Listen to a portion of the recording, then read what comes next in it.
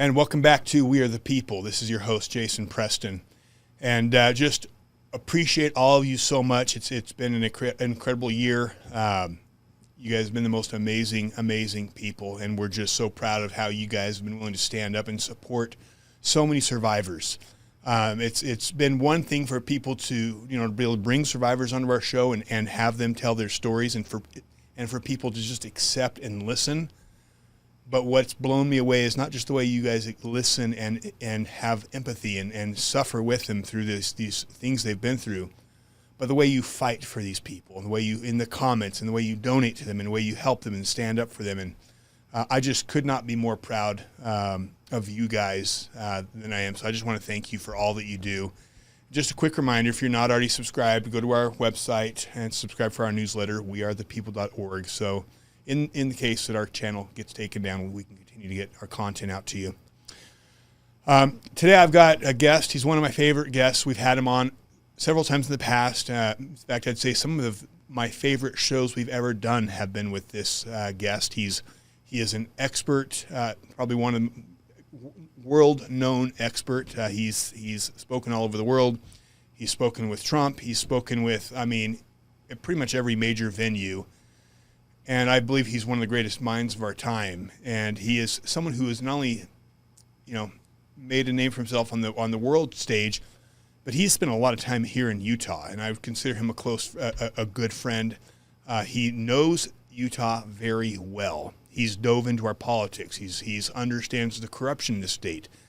And it's actually funny because I've come so far in my understanding of what's going on in the state since we last spoke. So it's going to be very interesting in the conversation we have today. But he happens to also, aside from being an expert on understanding, world political dynamics, he is an expert on understanding cults. And as you know, this is something that to me has become a major concern, especially when we start to see, I think where it really just with me dropped, it was when we were watching, when we were talking about some of the problems with some of the polygamy organizations, particularly Warren Jeffs, where he's got this in this temple room, where he's got this plastic mattress / altar, where we found out he's abusing children, and it just infuriated me. And I talked to people out there in the state, and people said, Jason, we have these problems with these cults all over in the state. It's become a very real concern of mine, and it's not just in our states, in our country. I feel like I think our country is moving to these cult dynamics, and to me, it's something we need to be aware of, and we need to start paying attention to, because I think we are all susceptible to being pulled into cult mentality, and I think cult mentality is extremely dangerous. And so, with that being said, I'd like to welcome back onto our platform James Lindsay. James, how the heck are you, man? Man, it's been a wild year and a half, hasn't it? It has. It's the battle has just changed so much over the past year and a half, especially since Trump got in office, even before Trump got in office. That the world is completely changing for the good and for the bad. But it's been a wild ride. Yeah, well, I'm kind of excited that we're going to talk about cults, because I've been formulating. A lot of people know that one of the things that I've been saying for years. Probably I started saying this, I think, in 19. So it's been, 6 or 7 years I've been saying that woke is the biggest cult startup in the history of the world. And so I've been kind of tracking different elements to the cult dynamics that define the woke thing, whether it's critical race theory or queer theory or communism or whatever you want, whichever aspect of the woke thing that you want. And, that's led me down rabbit holes studying, in particular, the Maoist dynamic, and reading the expert Robert J. Lifton, who laid out the way that basically Mao Zedong created at the beginning, 600 million, at the end, almost a billion-person cult in the People's Republic of China, all dedicated to believing that basically he is like the equivalent of a deity. Communism doesn't believe in deities, but, to the point where when Mao died, there were people throughout China who had like a identity crisis, because they couldn't believe that it was possible that Mao Zedong could die, because he was just so elevated in their minds as kind of the charismatic figure at the heart of that cult. And so, I've studied Lifton. I've come across, there's a guy, Hassan, who's got what he calls the bite model. I've come up with some of my own models, the inner school, outer school, and inner circle model for how cults organize. And I've also got this hypothesis right now that Utah sort of defies, whereas most of the other states don't, because you guys have a unique dynamic there on the ground. But my biggest concern over the past maybe 2 years is suddenly realizing that where we used to look for like the weird little commune or David Koresh or, Jim Jones taking all of his people down to Guyana or something strange like that, like, for a cult, that in fact, most of our cults today are online. They are political cults more than they are kind of spiritualist cults. They kind of take politics as an ersatz spiritual program, and they are people like Candace Owens and Nick Fuentes and it doesn't matter which side. I just don't know the left side of the field anymore because I don't pay attention to their media anymore at all. But these popular media figures get these highly devoted followings that would probably jump off of a cliff for their dear leader. And it's really concerning because, we're looking for people wearing robes and doing goofy stuff, 200-300 people off somewhere in physical space. But when you're online, you can get millions of people all over the world. So you can kind of like upload the cult dynamic and create a gigantic cult that operates with all of the same dynamics, all of the same problems, all of the same catastrophe for the members, all of this exactly the same programs, like whether we're talking, like I said, Hassan, whether we're talking about Lifton, whether we're looking at Leon Festinger's model for kind of cult dynamics when, their beliefs are disproved. This all takes place online in a way that can scale in a way that's never been possible before. So it's going to be a very interesting conversation to have. There's a lot going on here. So, it's interesting because I always thought, I grew up in the LDS church here. And one of the things people used to say, Jason, your church is a cult. And I used to always laugh at them. I'd say, you don't even know what a cult is. And I'd say, the Catholic Church is a cult. I mean, you just don't get it. And I kind of mock them. And I've actually come to believe that there is a cult mentality within my own church. You talk about, the left, right? The woke cult. And, for me, I'm always most interested in looking at my own side and what is our side, looking within.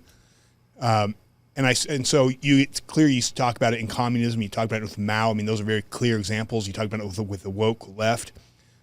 But I also feel like I see it on the right with the ultra MAGA who says, these people who, no matter what Trump says, it's always 5D chess. It's this almost worship level of him. So to me, I see it as something that transcends party lines. It transcends religions. You talk about, people like Candace Owens and some of these, Nick Fuentes. So maybe why don't we step back and let's start with this. How would you define a cult? And are all cults bad? Or what makes a cult dangerous? Because the thing I see is what makes a cult bad is when we are willing to follow someone without using our own judgment, when we cast our judgment aside and we allow them to lead us to places that go against our own, one, revelation with God, and two, against our own judgment just because we trust somebody as a mouthpiece for God or we trust that someone knows better than we do. So you're the expert here. You tell us, what are your thoughts? How do you define a cult? What is a cult? Yeah, cults are usually bad, and they can appear, like you said, kind of in any context. There are certainly a variety of cult-like behaviors, like you said, within any kind of religious group, within MAGA. Like you said, the people who are just, kind of absolutely 5D chess. Trump is always outsmarting everybody. He never makes a mistake kind of people. The QAnon thing was definitely an example of that. The alt-right was an example of that within kind of MAGA construed broadly. And cults, I think actually when we get down to brass tacks, have to be considered bad because they don't just have highly devoted members which is kind of this kind of characteristic we notice. It's that they actually exhibit coercive control and manipulative practices in order to keep them. So the people that are in leadership are actually doing coercive things or manipulative things to try to get people to stay under the control of the cult. You see that whether, I mentioned both Robert Lifton and Steve Hassan just a moment ago, both of their models for cults. Robert Lifton calls it milieu control. He says that cults always put forth something called milieu control. So everybody exists within a milieu, a social milieu, a political milieu, an economic milieu. And so what the cult is going to do is control that environment. That's what it means, this environment that people are in. And kind of Stephen Hassan's so-called BITE model especially talks about this. The BITE stands for behavior, information, thought, and emotion. That's BITE, but it's the control of all those things. So cults control the behavior of their members. They moderate how they use their time, what kind of relationships they can do, what kind of activities they can participate in. Sometimes they get really into personal stuff like diet, fitness, sleep, basic stuff. Information control is kind of maybe in one of the ways most important.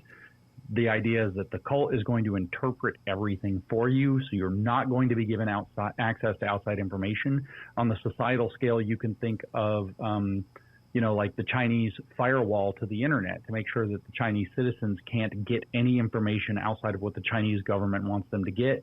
You can also think of the way that woke people, especially, we'll just stick with the woke left for simplicity at the moment, but you'll see this within the kind of MAGA cult or the QAnon cult too. You'll see this where they are trained to reject any information as somehow polluted that comes across their way that might challenge their beliefs. So somebody says that, say, a transgender surgery is not actually gender affirming care, it's actually gender dysphoria affirming, and it's doing harm. Well, that kind of thing, if they started to think about it, would break their coherence to the cult. So they immediately blurt out transphobia, and they attach it to a kind of harm, so they don't think it. So the cult is designed to make sure that people don't engage with information that would challenge the existing beliefs. The thought control aspect for Hassan is this idea that you're going to keep everything in black and white thinking. It's us versus them. It's the good guys versus the bad guys, the cowboys versus the Indians, lots of loaded language. That's where you're going to have these ideas like I just talked about, which we could characterize as, psychological splitting or however we want to put it.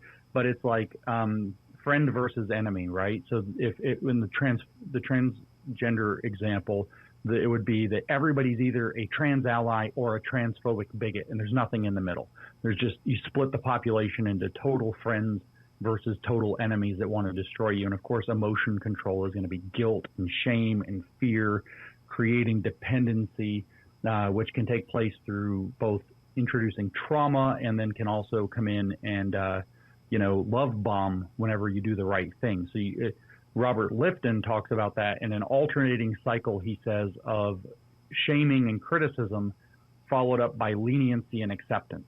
So you basically break them down and then you pull them in. And then when they think everything's fine and they're starting to assimilate, you break them down again and you pull them in once again. And so this kind of behavior control, mind control, it's really, behavior, information, thought, and emotion control, as Steve Hassan's model has it, the BITE model. That's all manipulative. That's all coercive. So when you're talking about something that's genuinely a cult, that's all bad. You end up isolating people. They use it to isolate people from outsiders. That's the milieu control. You exploit the members. Robert Lifton talks about this other characteristic. He has 8. I don't think I can rattle off all 8 from memory, but one of them is the sacred science, which is this belief that what the cult teaches is the only actual truth out there, and anybody who questions it's a problem. So you're going to, isolate people. You want them to be isolated within the cult, but away from people outside of it. You want them to make sure that they believe the cult has the only claims on the truth. That's going to require a lot of, indoctrination, brainwashing, again, the trauma bonding cycle. And there's a lot of, usually strict rigidity coming into the perspective. You're not allowed to think outside. And if you do, you'll be punished pretty vigorously.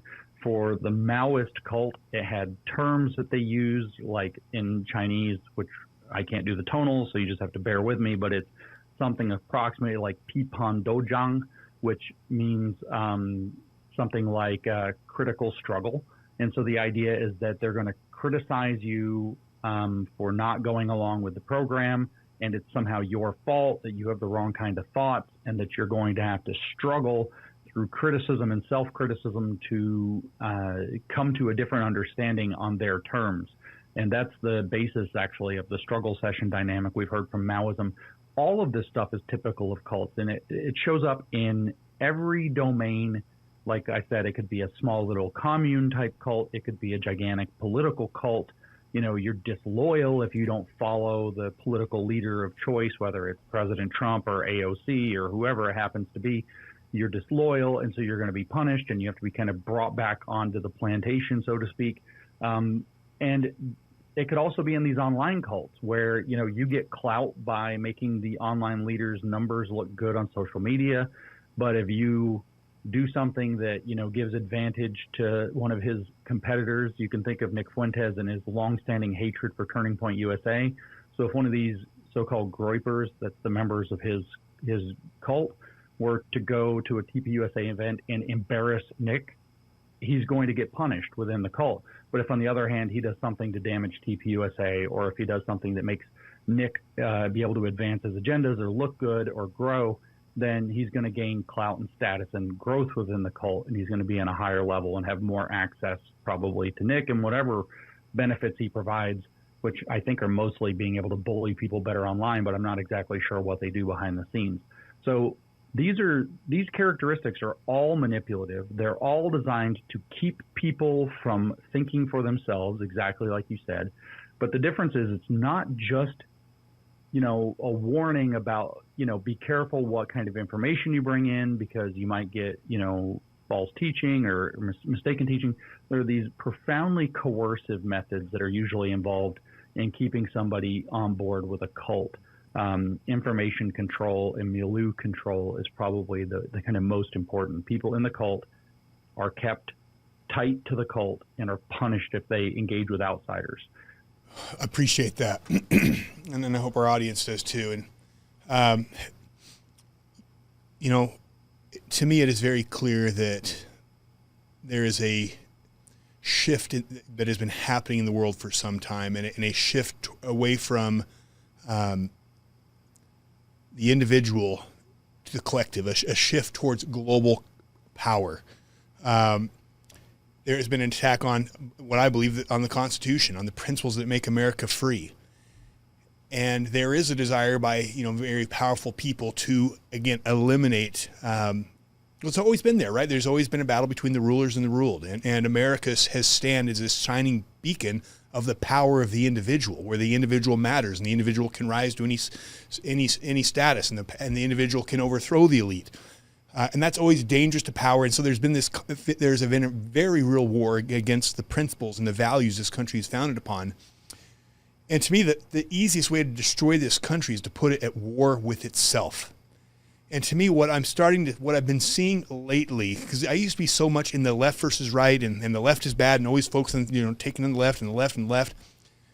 But now I'm starting to see things a little bit differently, as though almost even between the Republican Party and the Democratic Party are almost encouraging cult-like mentality to the parties themselves. And you know, you tell me if this is an example, but one of the things that I saw that I thought was very manipulative, that reminds me of what you're talking about, was when they were trying to pass the big, beautiful bill. Obviously, there was a lot of, it's one of these omnibus bills. It's one of the same things that the right considers, you know, criticizes the left about bringing these huge bills that nobody reads, and they push it, everyone to ram it through. Well, the right was doing the same thing, and one of the things in that bill that we, the people, had a hard time with was when they were going to sell off our public lands to private businesses. And people started to put up a fuss. Again, the people started uniting and calling it out, people on the left and people on the right. And the thing that, and I think a lot of you guys, if you remember what happened, is Trump and Mike Lee, who was the sponsor of that bill, came out with a combined statement. And this is what they said. And I don't want to hear your thoughts on this, because what they said is the left is putting out misinformation on this bill. To me, what I saw that as a manipulation tactic, as trying to put us as left versus right. If the left is against it, I have to be for it because I can't think like the left. And so therefore, if the left is trying to put out misinformation, the bill must be good. Fortunately, people started digging into Mike Lee and his some of his biggest donors are BlackRock and Vanguard, some of these big real estate companies, and the people stayed united and they forced them to take that bill back and take it out. But that's what to me, I saw that as an example. What are your thoughts on that? That is an example. So you can play off of a lot of different dynamics, but in this case, the dynamic is the deep polarization of the United States. So kind of one of the manipulative environmental kind of circumstances, the milieu that you can set people up in to drag them into a cult is this fear of an existential crisis or existential threat. So if you can position in politics, let's say it's like American politics, where there are effectively two sides, right? There's the Democratic Party, the Republican Party when it comes to the vote for president, and nobody else really has a chance.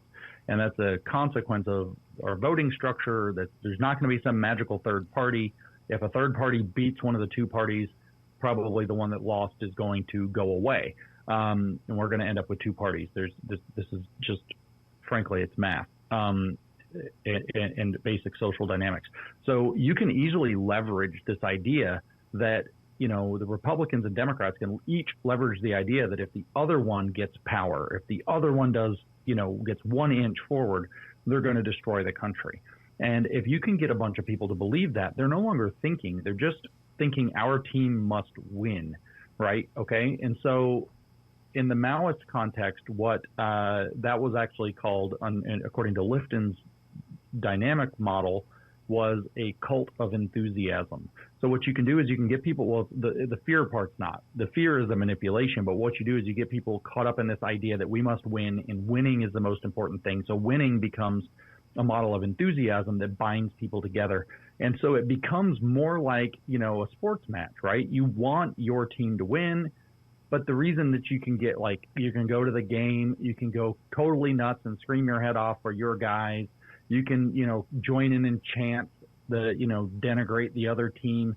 And it doesn't really matter. I mean, it does in Europe where they go and start flipping cars and stuff with the hooligans, but it doesn't really matter, at least in the American context, because we all understand that the point of the sport is that we're having fun. We get behind our guys, and then everybody can go out and have drinks afterwards.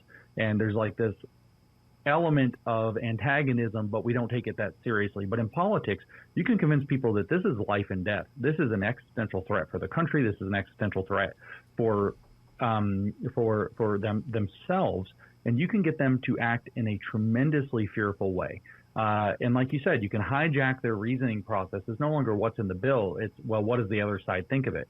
To be honest with you, and this is going to be a controversial statement, and I don't know the truth of this circumstance, and I'm not claiming to know the truth, but I'm having this kind of shift in my thinking too. This is what happened with the Russia-Ukraine conflict also. The Democrats came out hard behind Ukraine. I don't know why.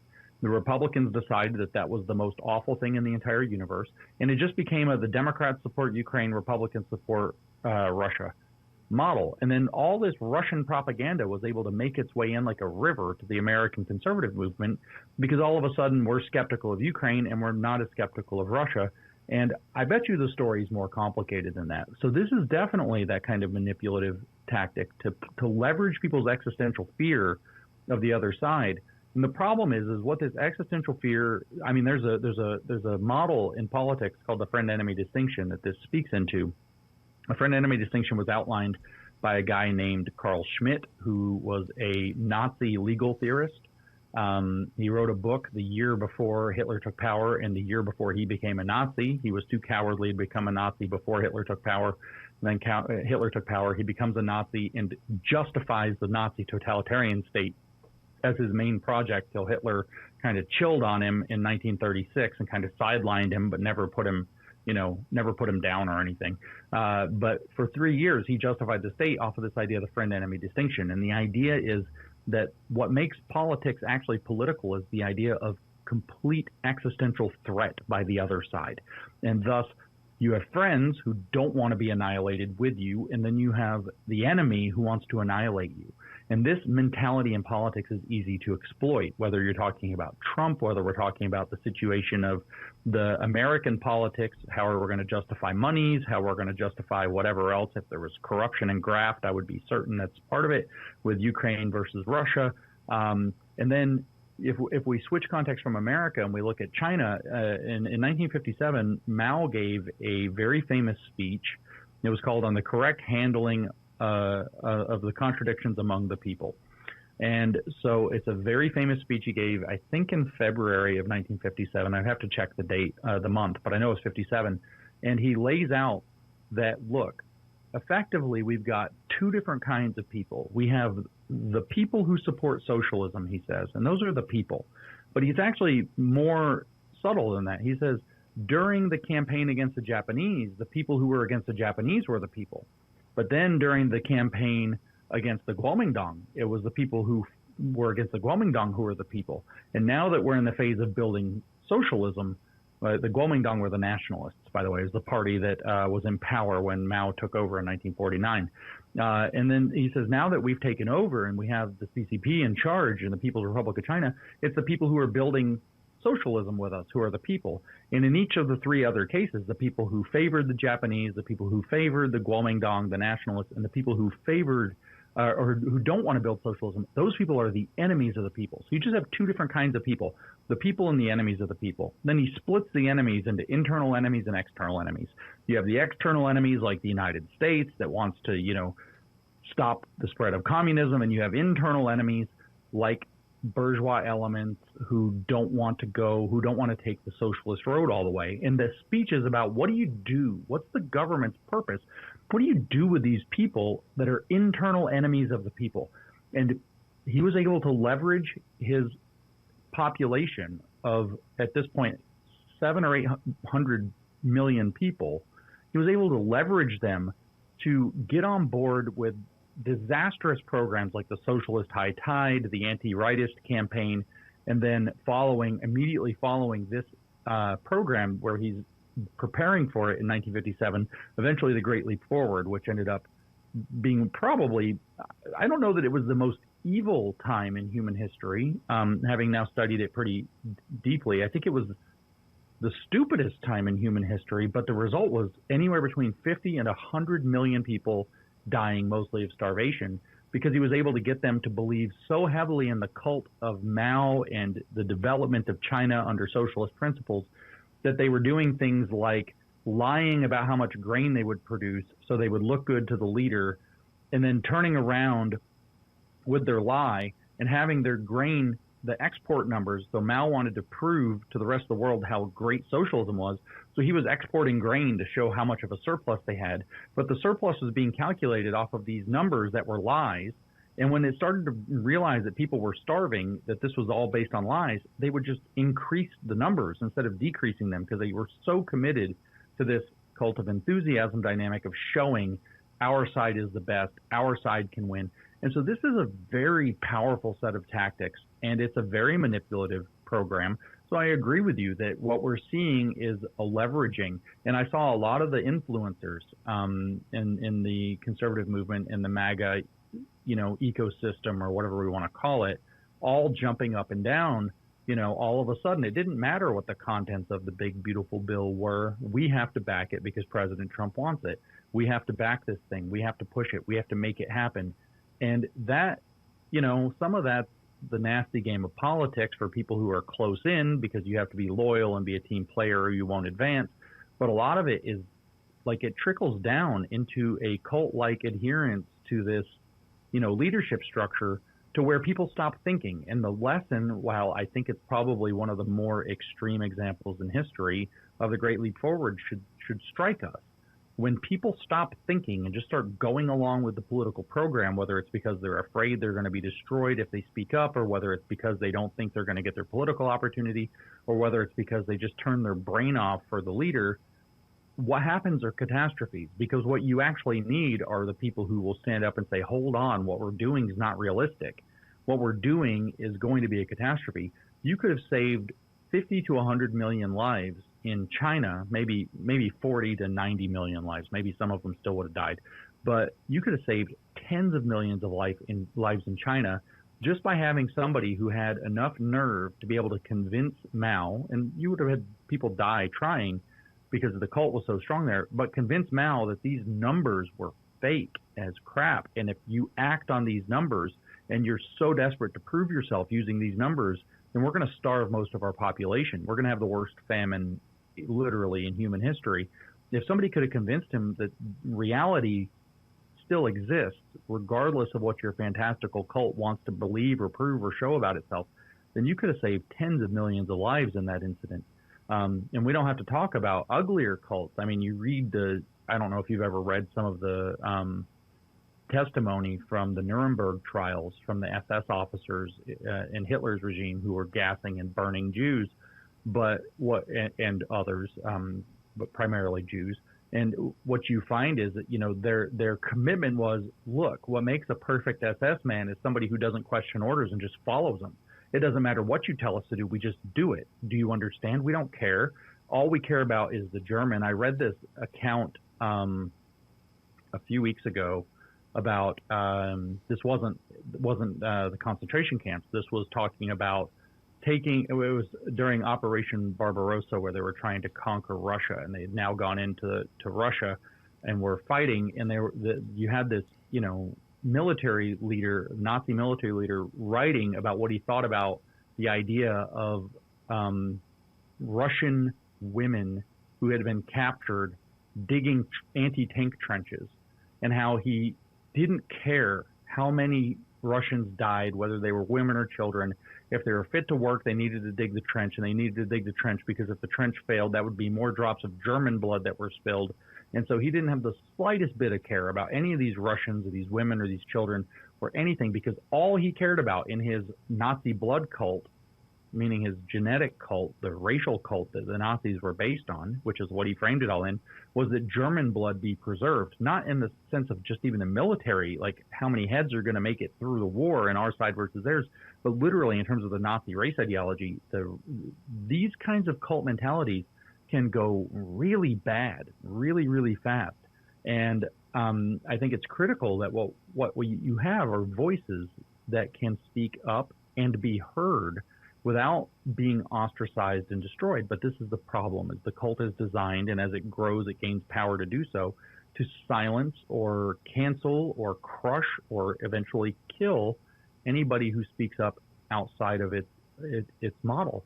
Right now in the U.S., the predominant dynamic is being destroyed politically, being destroyed economically, financially, being destroyed socially in your social circles by a lot of these cults. We don't have, murder cults primarily yet, but there's some of that on the edges. But it can change very, very quickly. It can change very quickly. Look at the friend-enemy dynamic. The idea, I know I'm talking a lot, but the friend-enemy dynamic from Schmidt this is a very simple idea. So the idea is that the leader, the executive in his state model, has the power to declare the enemy. So I want you to think about what would happen. Okay, so the state decides that you, Jason Preston, are the enemy, right? And so then your wife, who loves you, as I've seen, is like, my husband's not the enemy. What do you think the state's going to say about her? The second that you get into that space, she's the enemy too, because she's not going along with what the state declared as the enemy. This is a very dangerous environment that can go from bad to unbelievably bad very quickly when it's not checked or called out. So I share some of those concerns that you have. I see a lot of these dynamics, like you said, not just on the left, which is largely consumed by them, but also on the right, which is not as resistant to them as we had hoped.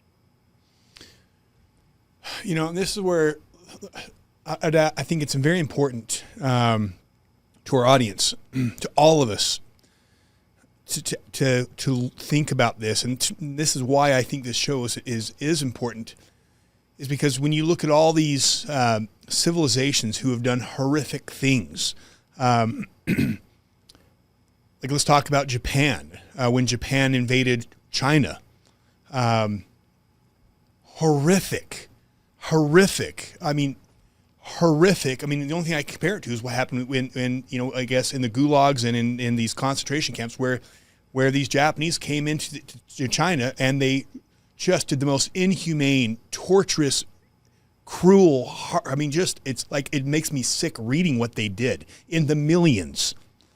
And when you read to the what, point where go ahead. the Chinese celebrated, even the communist Chinese at the beginning, up until the Korean War anyway. But from 1945 till about 1950, the Chinese overwhelmingly had the biggest love affair for the United States that you can possibly imagine, specifically because we dropped atomic bombs on Japan and stopped what they were doing in Nanking and so on. It was that bad. Yeah, and so you look what happened with the Japanese into China. You look what China's done to its own citizens. You look what the Soviet Union did to its own citizens and to Jews and to Christians. You look at what Germany did. And this is all just in the past 100 years. And I think it's very important that we realize what we as human beings are capable of. And I think the other thing is we know we are coming into escalating times. And whether you're a religious person or not, if you're a religious person, I think it's very, there is a lot of religious writings about the last days being very, what is coming will be worse than anything we've seen. And my question to you is this: do you think the Japanese who did those inhumane things to the Chinese, the prisoners that were doing what they're doing in the gulags, do you think these people, or do you think the people on the left in these wokeism, do you think any of these people think they're in cults? No. Actually, it's very interesting. One thing about cults is that I think it's almost, I might be universally true. Want to be very careful before I say it's universally true, but it probably is universally true.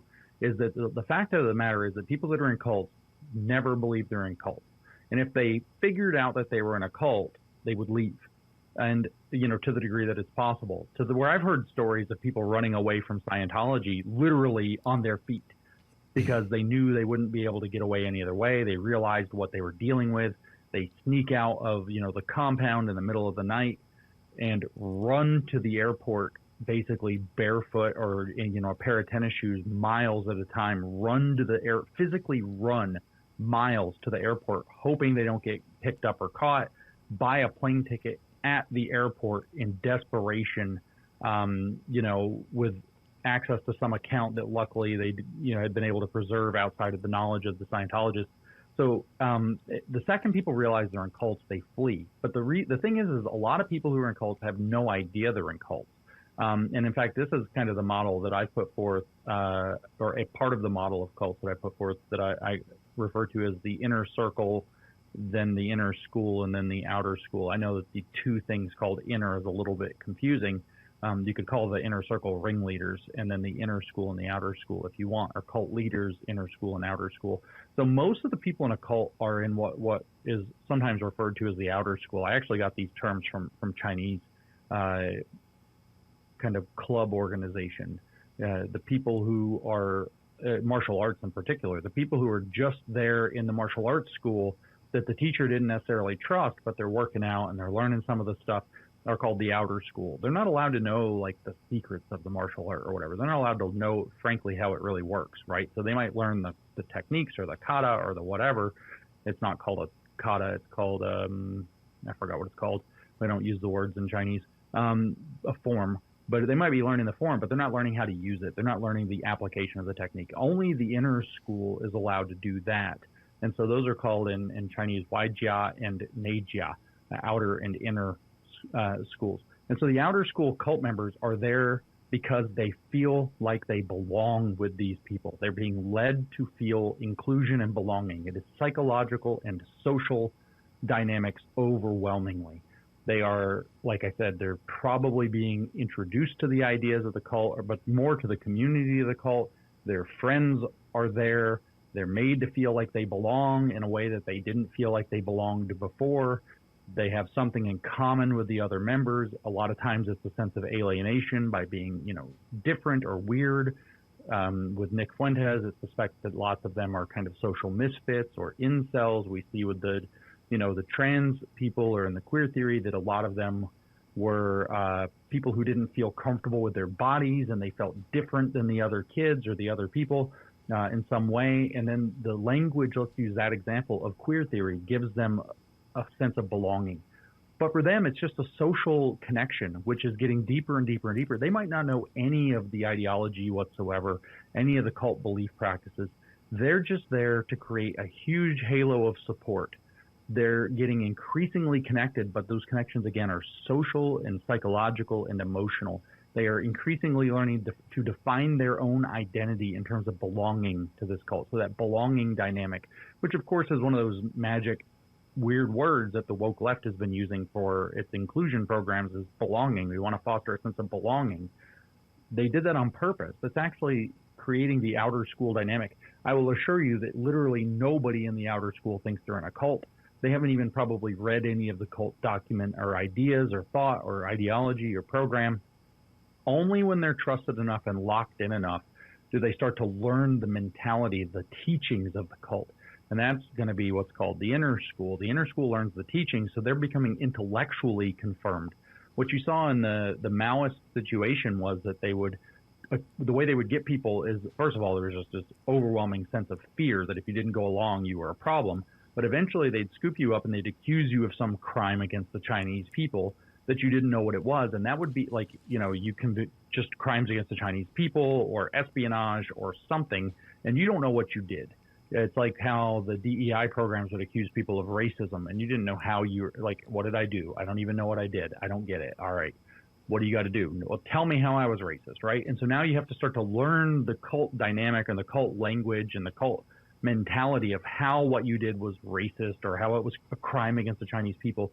And in the extreme sense, they get you to confess to it. They get you to feel guilty about it. Those emotional levers. But eventually, you've got to do better. So you've got to start learning to be an ally. You've got to learn to be an anti-racist. You got to read Robin DiAngelo. You got to read some queer theory. You got to learn the lived experience of these people from that perspective. And that's this slow transition. It's not like there's going to be hard lines between these groups. That's that slow transition into getting intellectually locked into the cult. And at that point, man, getting people out is virtually impossible.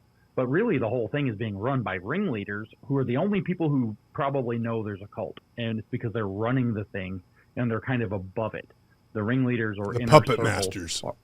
The puppet masters, that's right. And the whole architecture underneath works kind of like a multi-level marketing scheme of social dynamics to satisfy them.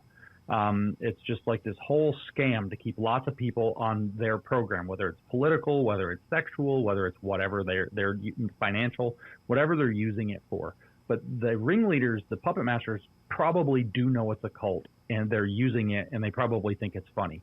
Some of the more kind of whack job ones might not realize it and they're just possessed by, some kind of a crazy belief and that they've got a bunch of people who follow them, but most of them probably know it's fake. But the people that are the intellectually locked and emotionally locked people underneath the inner and outer schools of the cult do not have the slightest idea that they're participating in it. And they are basically like they're like the cattle. It's like the cattle and the ranchers of the entire cult dynamic. Imagine, just as a parallel, not to say that this thing is a cult, just as a metaphor, like let's say that you had like a corporate ownership board of a ranch, right? And then you have the ranchers, then you have the cattle. So the ranchers are running the thing. That's like your inner school. The cattle are what actually is going on, and obviously they're expendable.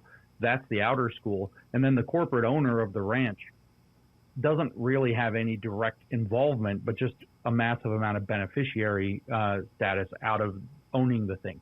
That's the kind of mentality, but turn it into a cult instead of a business. And obviously human beings aren't cows. So that kind of paints you that picture. These people don't know that they're in a cult. And the outer school people, if they found out they were in a cult, would leave. The inner school people would have broken brain, basically. Their brains would break if they figured out that what they're in is a cult. You're going to see you see this with the detransitioners who have a 2 to 3 year long process of having to reorient themselves against the entire world when they suddenly realize that the trans thing was a cult. And I don't know how many detransitioners you talk to, Jason, but I've talked to dozens. And every single one of them to a person says it's a cult. Every single one. Once they wake up to it, and it's 2 to 3 years, they say, every time, of just having to reassess everything about themselves.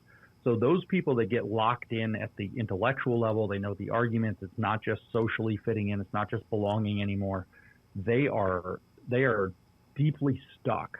And it's literally what we call cult deprogramming to get them out of it. This is why Mao called his entire program ideological remolding. I'm trying to remember how they say it in Chinese, but I forgot. Ideological remolding was what he called it. It gets translated by Robert Lifton, the cult expert, as thought reform. So it's brainwashing is part of that program, but the idea is to force people to transform themselves into increasing amounts of belief into the cult belief system and to control the environment of their lives so strongly that they don't really have any other option except to kind of move down the funnel into this kind of complete dependency, mental, physical, spiritual, emotional, social dependency on the cult, at which point they're completely stuck. This is where I think Leon Festinger's work is the most important to kind of highlight. Festinger was in the 50s. He infiltrated a UFO cult. He convinced them that he was totally into the UFOs, that he was all going to do it, but he's actually a psychologist and was trying to figure out what in the hell is going on with these people.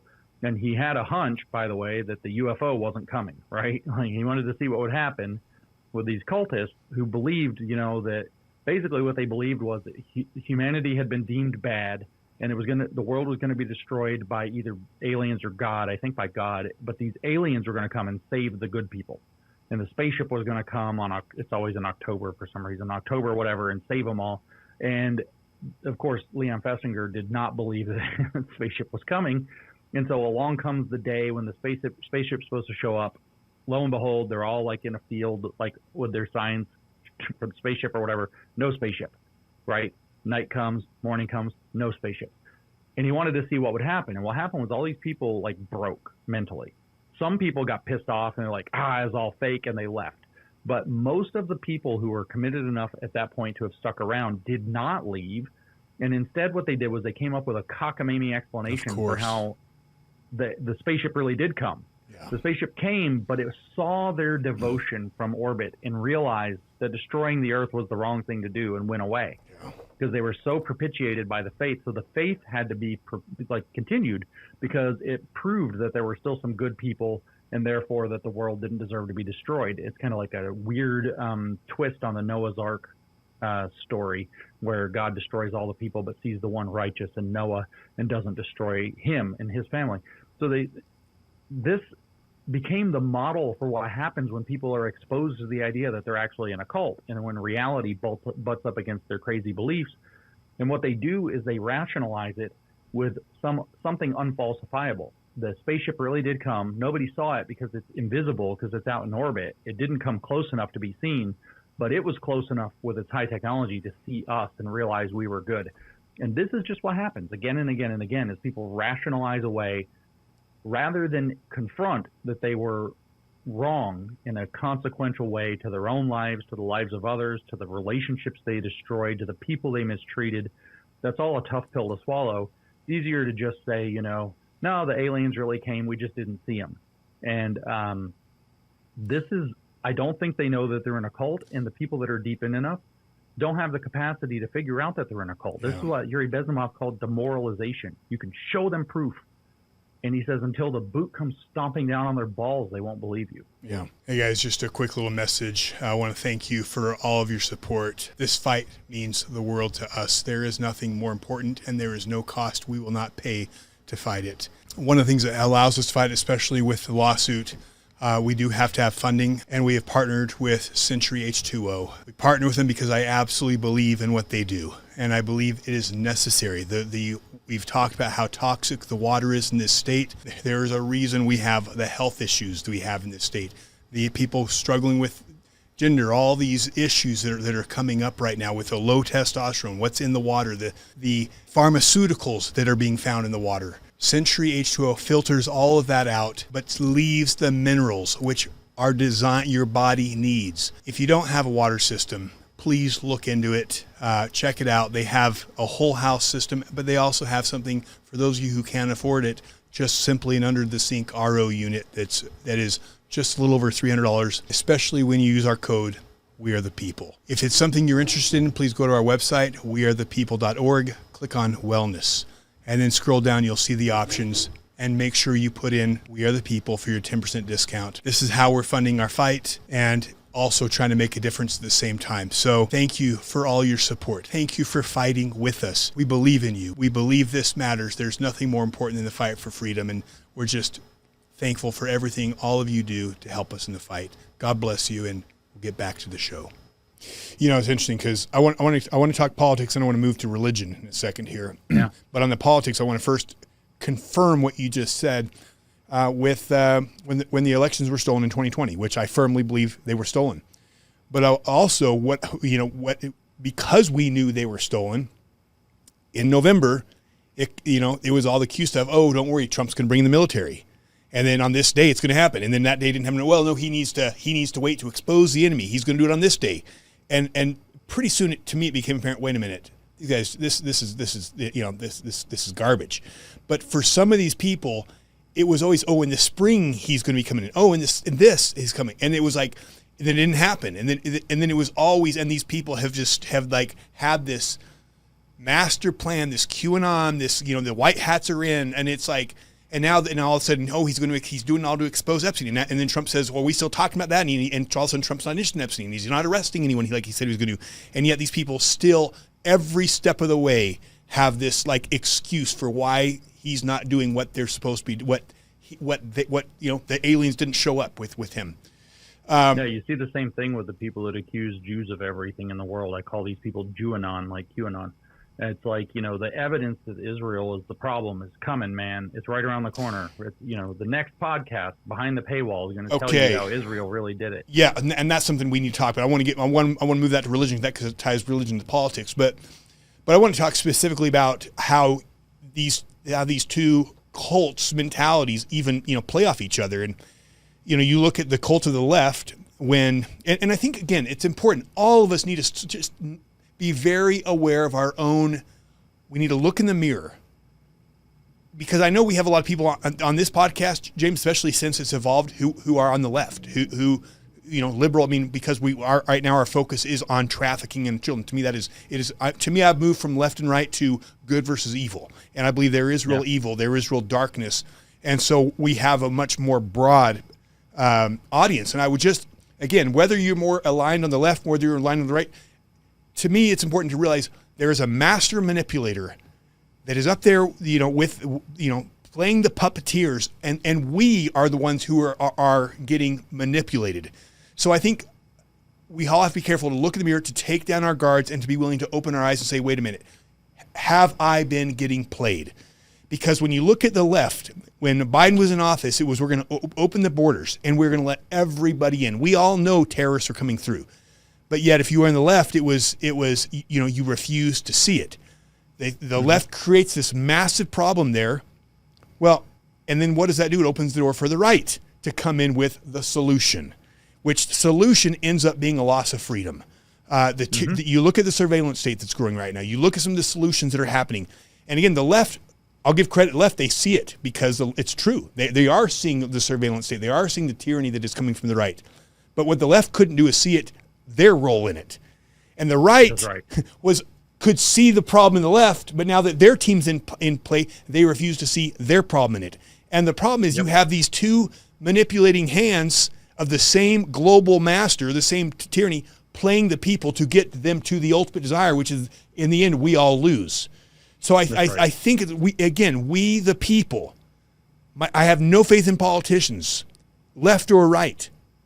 We are all we have.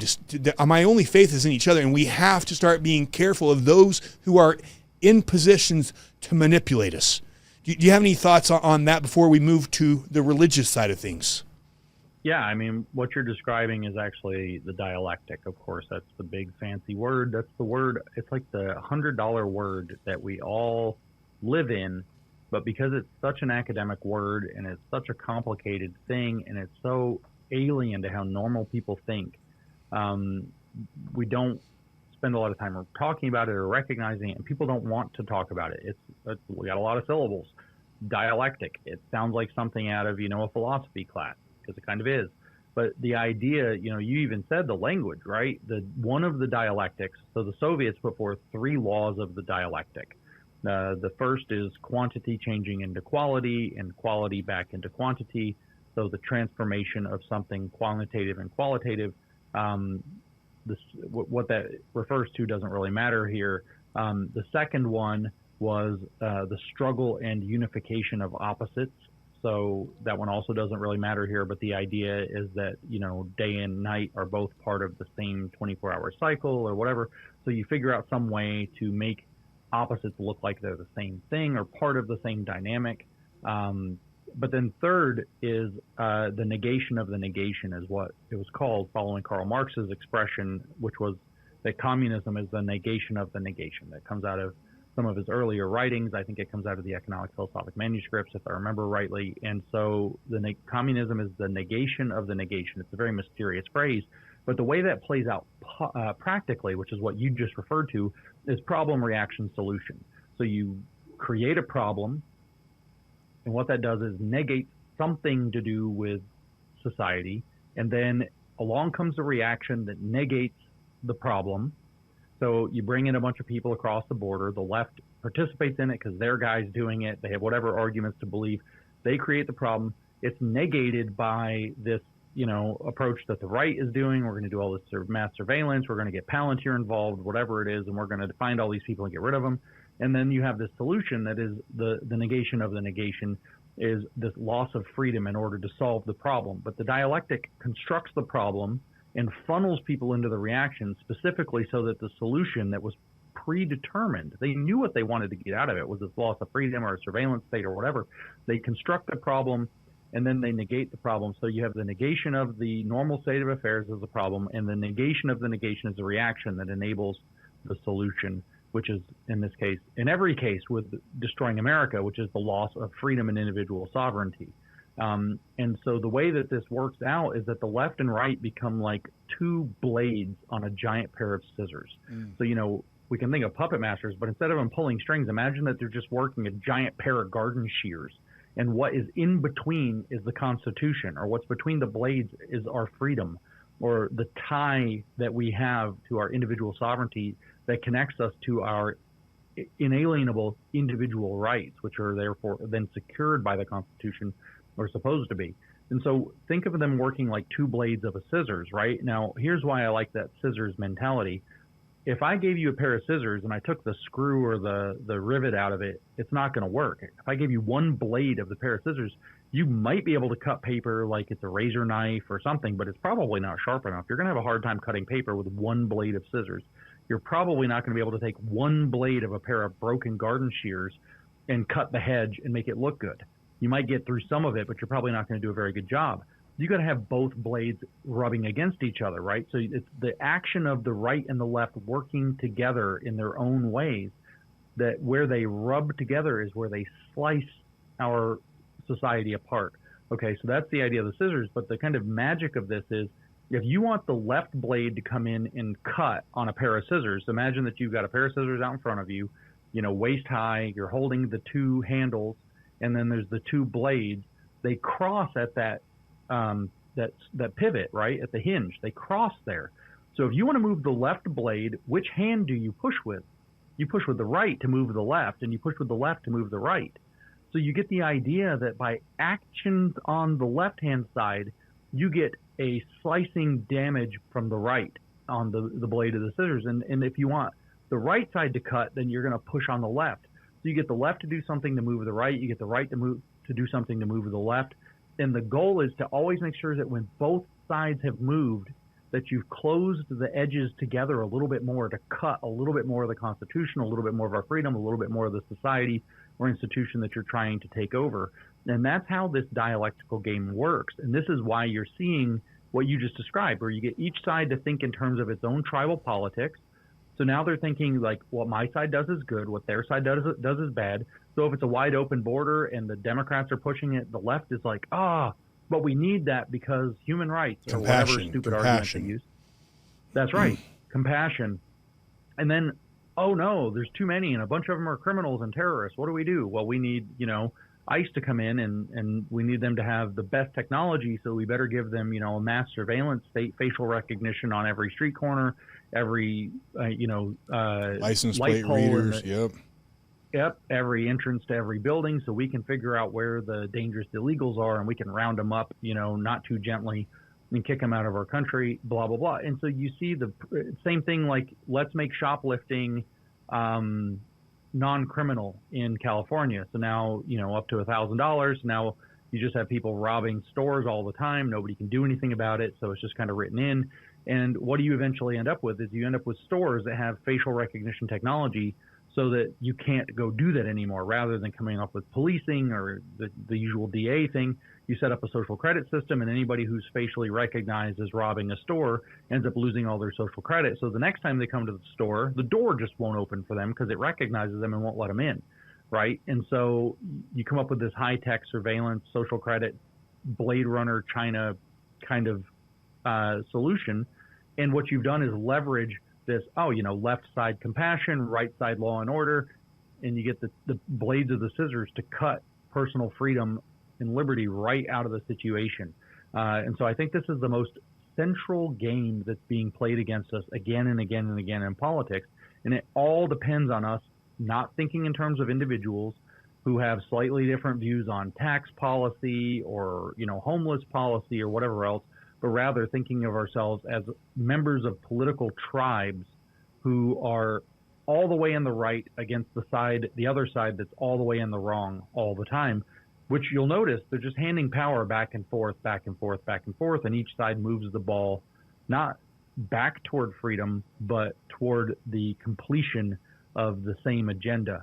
That's the dialectic, baby, and that is the thing that we all need to understand. This is why, by the way, the whole philosophy of the world that Marxism presents is called dialectical materialism, because they believe that the world unfolds dialectically. It's that style of thinking, which predates Marx. It goes back, it's ancient, actually. It goes back to the ancient alchemists, as a matter of fact. But its kind of injection into European thought comes into these various mystics and wizards. And then, for whatever reason, Jean-Jacques Rousseau, with his kind of romantic philosophy, was a big proponent. What did he want? He wanted to cut away the need to have any personal responsibility, but he wanted to have the lavish life of a city dweller, so he sought to create the idea dialectically of the savage who was made to live in cities, is what he called it. So we're going to be totally free of social restriction. In other words, he's going to be able to go have as many illegitimate kids as he wants and dump them in the woods, which is what he did. And nobody's going to judge him for it because that would be wrong. He's as free as a savage, but he gets to go to his fancy cocktail parties and nice salons and all the nice things that you have in Geneva, at the middle of the 18th century in the city. And so this have your cake and eat it too model is what the dialectic is based on, and this inherently alchemical transformation of society is what it's based on. I'll just point out the dialectic to just about that word. If you go pick up, speaking of the word alchemy too, if you go pick up the book, The Alchemy of Finance by George Soros, published in 1992, and just read the first chapter, just one chapter. That's it. Just read I recommend you also read the epilogue. The epilogue at the end is really something, but just read the first chapter. He's extremely clear. He's open completely that his method that he describes, that he uses to undermine currencies and nations and companies and so on, is called reflexivity, and he says it is his dialectic. He calls it a shoelace dialectic, blah, blah, blah, blah, blah, and describes it. It is a dialectical method by which he uses manipulation to generate chaos, and then he puts down what he calls guideposts through the chaos to get desired outcomes, desirable solutions. Operational success is actually the word he uses, where he says scientific method is based on truth, reflexivity or the dialectic is based on operational success. Wow. James, you're awesome, man. And I really hope our audience is, I know you guys are enjoying this, because this is one of the greatest minds of our time, and it's a privilege to have you here on such an important topic that it touches all of our lives. And again, who is it's what I would tell people is the author of these cults. It's all the same person.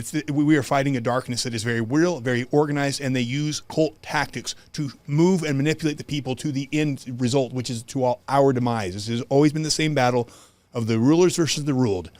Now, I want to talk about something that's going to be very controversial to our people and to everybody right now, but I think it's an important conversation to have because it completely ties into something in our time.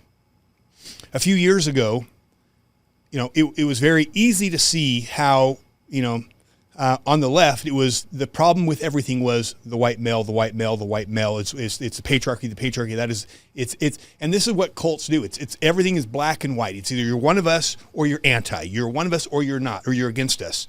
And the world is, they lay it out in a very easy to understand world that is everything is, this is good and you're bad. Either you're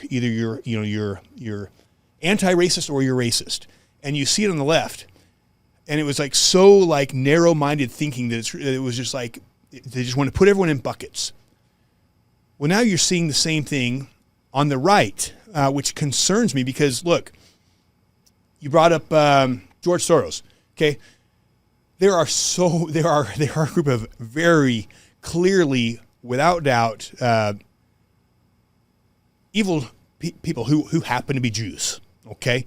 My wife is Jewish, so again, I'm always very careful of categorizing people. But all of a sudden I see the right starting to categorize things and oversimplify the same way the left was doing it. And now what I see is the right that was once very unified together, which again, united we stand, and what we need to do is unify beyond right and left, but unified we the people. Now all of a sudden I see the right turning and fighting against itself over Israel. And yes, without question, Israel has an absolute deep state, and we have absolute problem with politicians who are loyal to Israel instead of the people. But I'm seeing this, again, oftentimes when stuff starts trending on the internet, we have to realize that there are people who control the voices. There are people who, we saw that in COVID, who can censor topics, who censor, I will tell you one thing that doesn't get talked about on the internet on a very large level is the ritual, the satanic, that type of stuff, because you know what? They don't want it talked about. And it starts getting talked about, they shut it down. So I think there are psyops to allow certain things to get talked about. And when you see the Israel stuff being talked about at such a big level and everyone's talking about it and there's no censorship of it, to me, there's someone playing a hand in allowing that on there. They want it being discussed. They want what's happening. And so again, that's where we need to pull back and be more, okay, what really is going on besides what we're hearing? So you brought it up already. Tell us your thoughts on Israel and this cult mentality. I mean, I think that the whole point of this thing is to fragment both the conservative movement in the kind of narrow sense and then the larger sense to fragment the United States, because you have the same battle playing out in different terms on the left as well.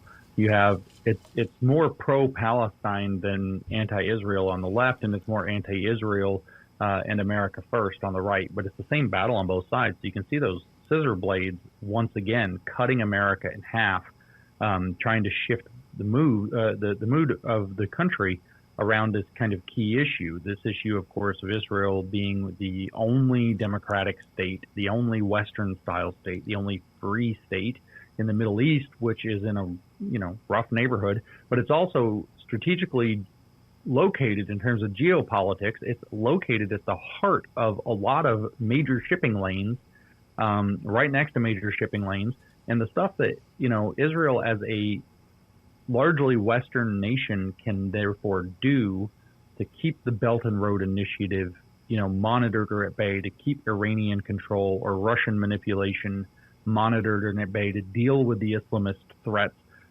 is substantial. So there's a ton of reasons why they want to sever the relationship between Western nations, especially the United States and Israel. There are a ton of reasons why they want to get Americans fighting with each other.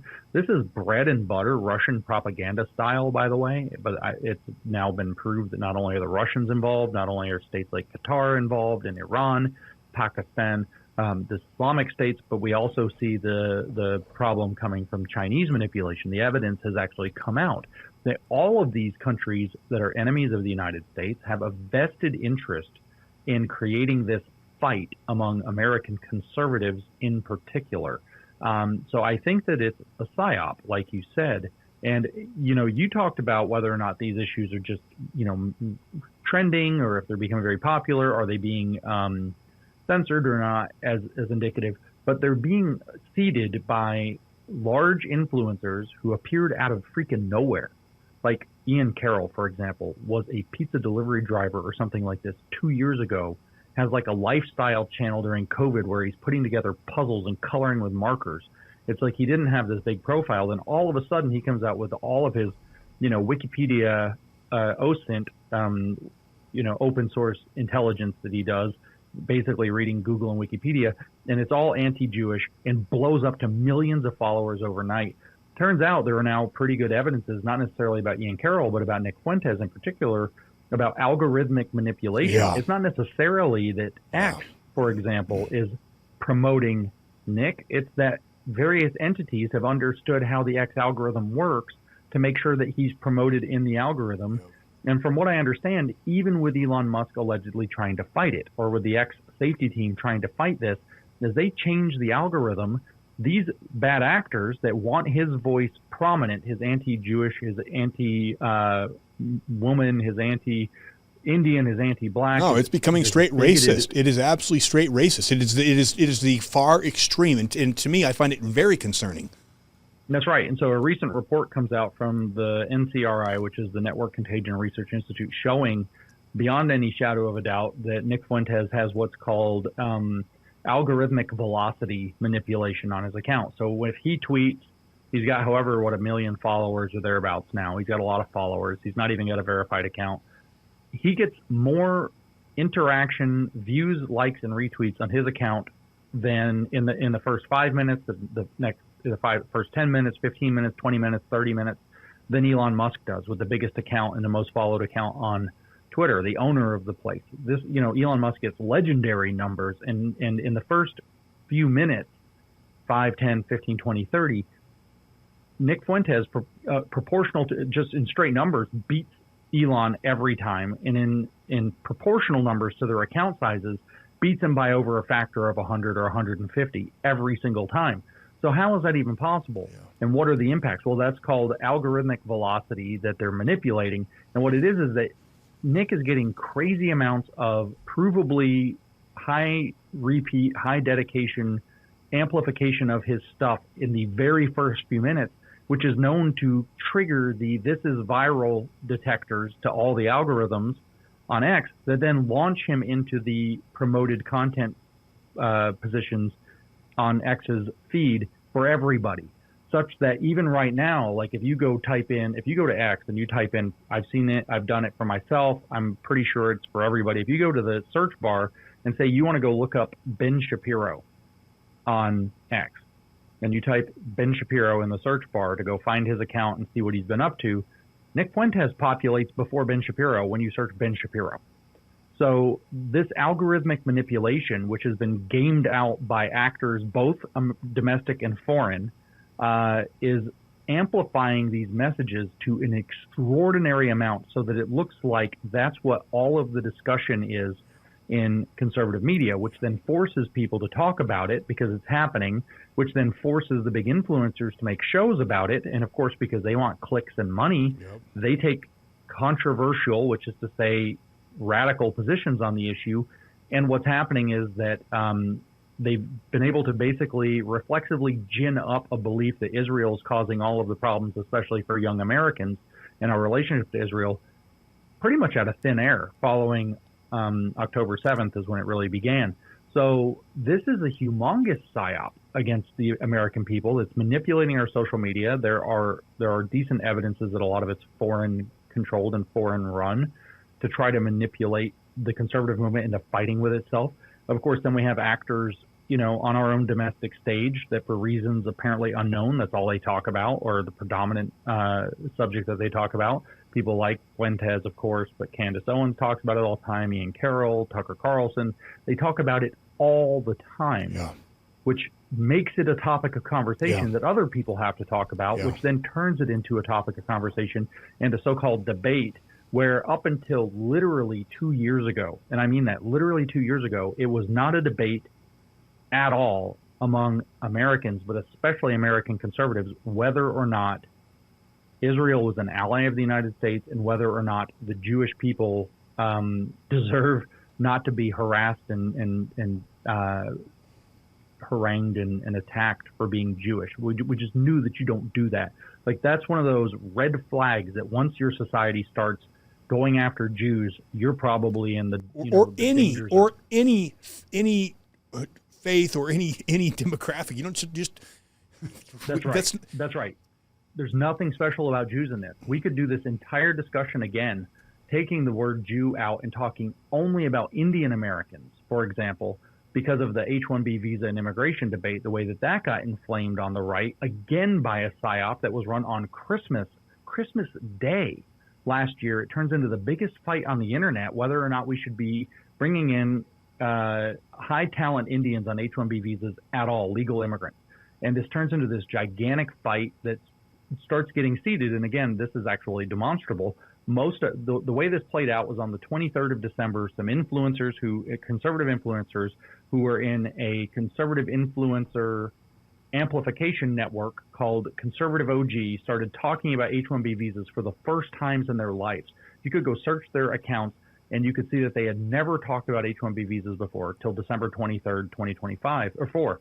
So immediately before Christmas, they start talking about it. They start acting like it's the biggest issue nobody's talking about, that we need to stop, not just challenge illegal immigration, but legal immigration to the United States. And these damn Indians are correct, true, absolutely true. There was a scam and a fraud manipulation of the visa. Of course, the Biden administration didn't do anything about it, but allowed it to happen. But there were companies set up in India to scam the system and get unqualified candidates H-1B visas. Okay, so that's a real problem, but it goes from this being a problem to we shouldn't allow legal immigrants at all to the United States in about 24 hours. And within 24 more hours, it's demonstrable that the primary discussion had then changed to straight anti-Indian racism, which they, for whatever unfortunate reason, decided to call Hindu phobia. But it turned into straight anti-Indian racism, and that over 40% of the accounts pushing the straight anti-Indian racist narratives were actually located in Russia, who were trying to seed. They saw this controversy that had got ginned up by a bunch of conservative influencers in the United States and tried to seed into that immigration debate that we've never had in our entire lives before that day, which was Christmas Eve, for don't swear sake. And Christmas Eve, like, isn't this a holy day? Like, what the heck, guys? So now we're fighting about whether or not we want high-skilled Indian immigrants to be able. We're not talking about whether or not there's fraud anymore. It's now just straight up, do we want legal immigrants in the United States? Moving the needle on how American conservatives talk about immigration. And within 24 more hours by Christmas Day, and certainly by the day after Christmas, it's just about Indian racism, anti-Indian racism. So we could do the whole dialogue we just did about Jews, now about Indians instead, and they're being attacked. I see more anti-Indian stuff, like Nick Fuentes. The things he says about J.D. Vance's wife, for God's sake, are just unbelievably nasty. And you have this entire cottage industry that only calls them by a bunch of racial slurs that, you know, it's probably best not to repeat for a family show all the time. And again, you can attach to any kind of legitimate issue that you want. You can say, you know, well, Soros is this evil guy who has Jewish ancestry, so, you know, you can say there are bad Jews, blah, blah, blah. And so you can attach to things like that. You can attach to the fact that there are problems, especially with having scammed the system and the Biden administration allowing it.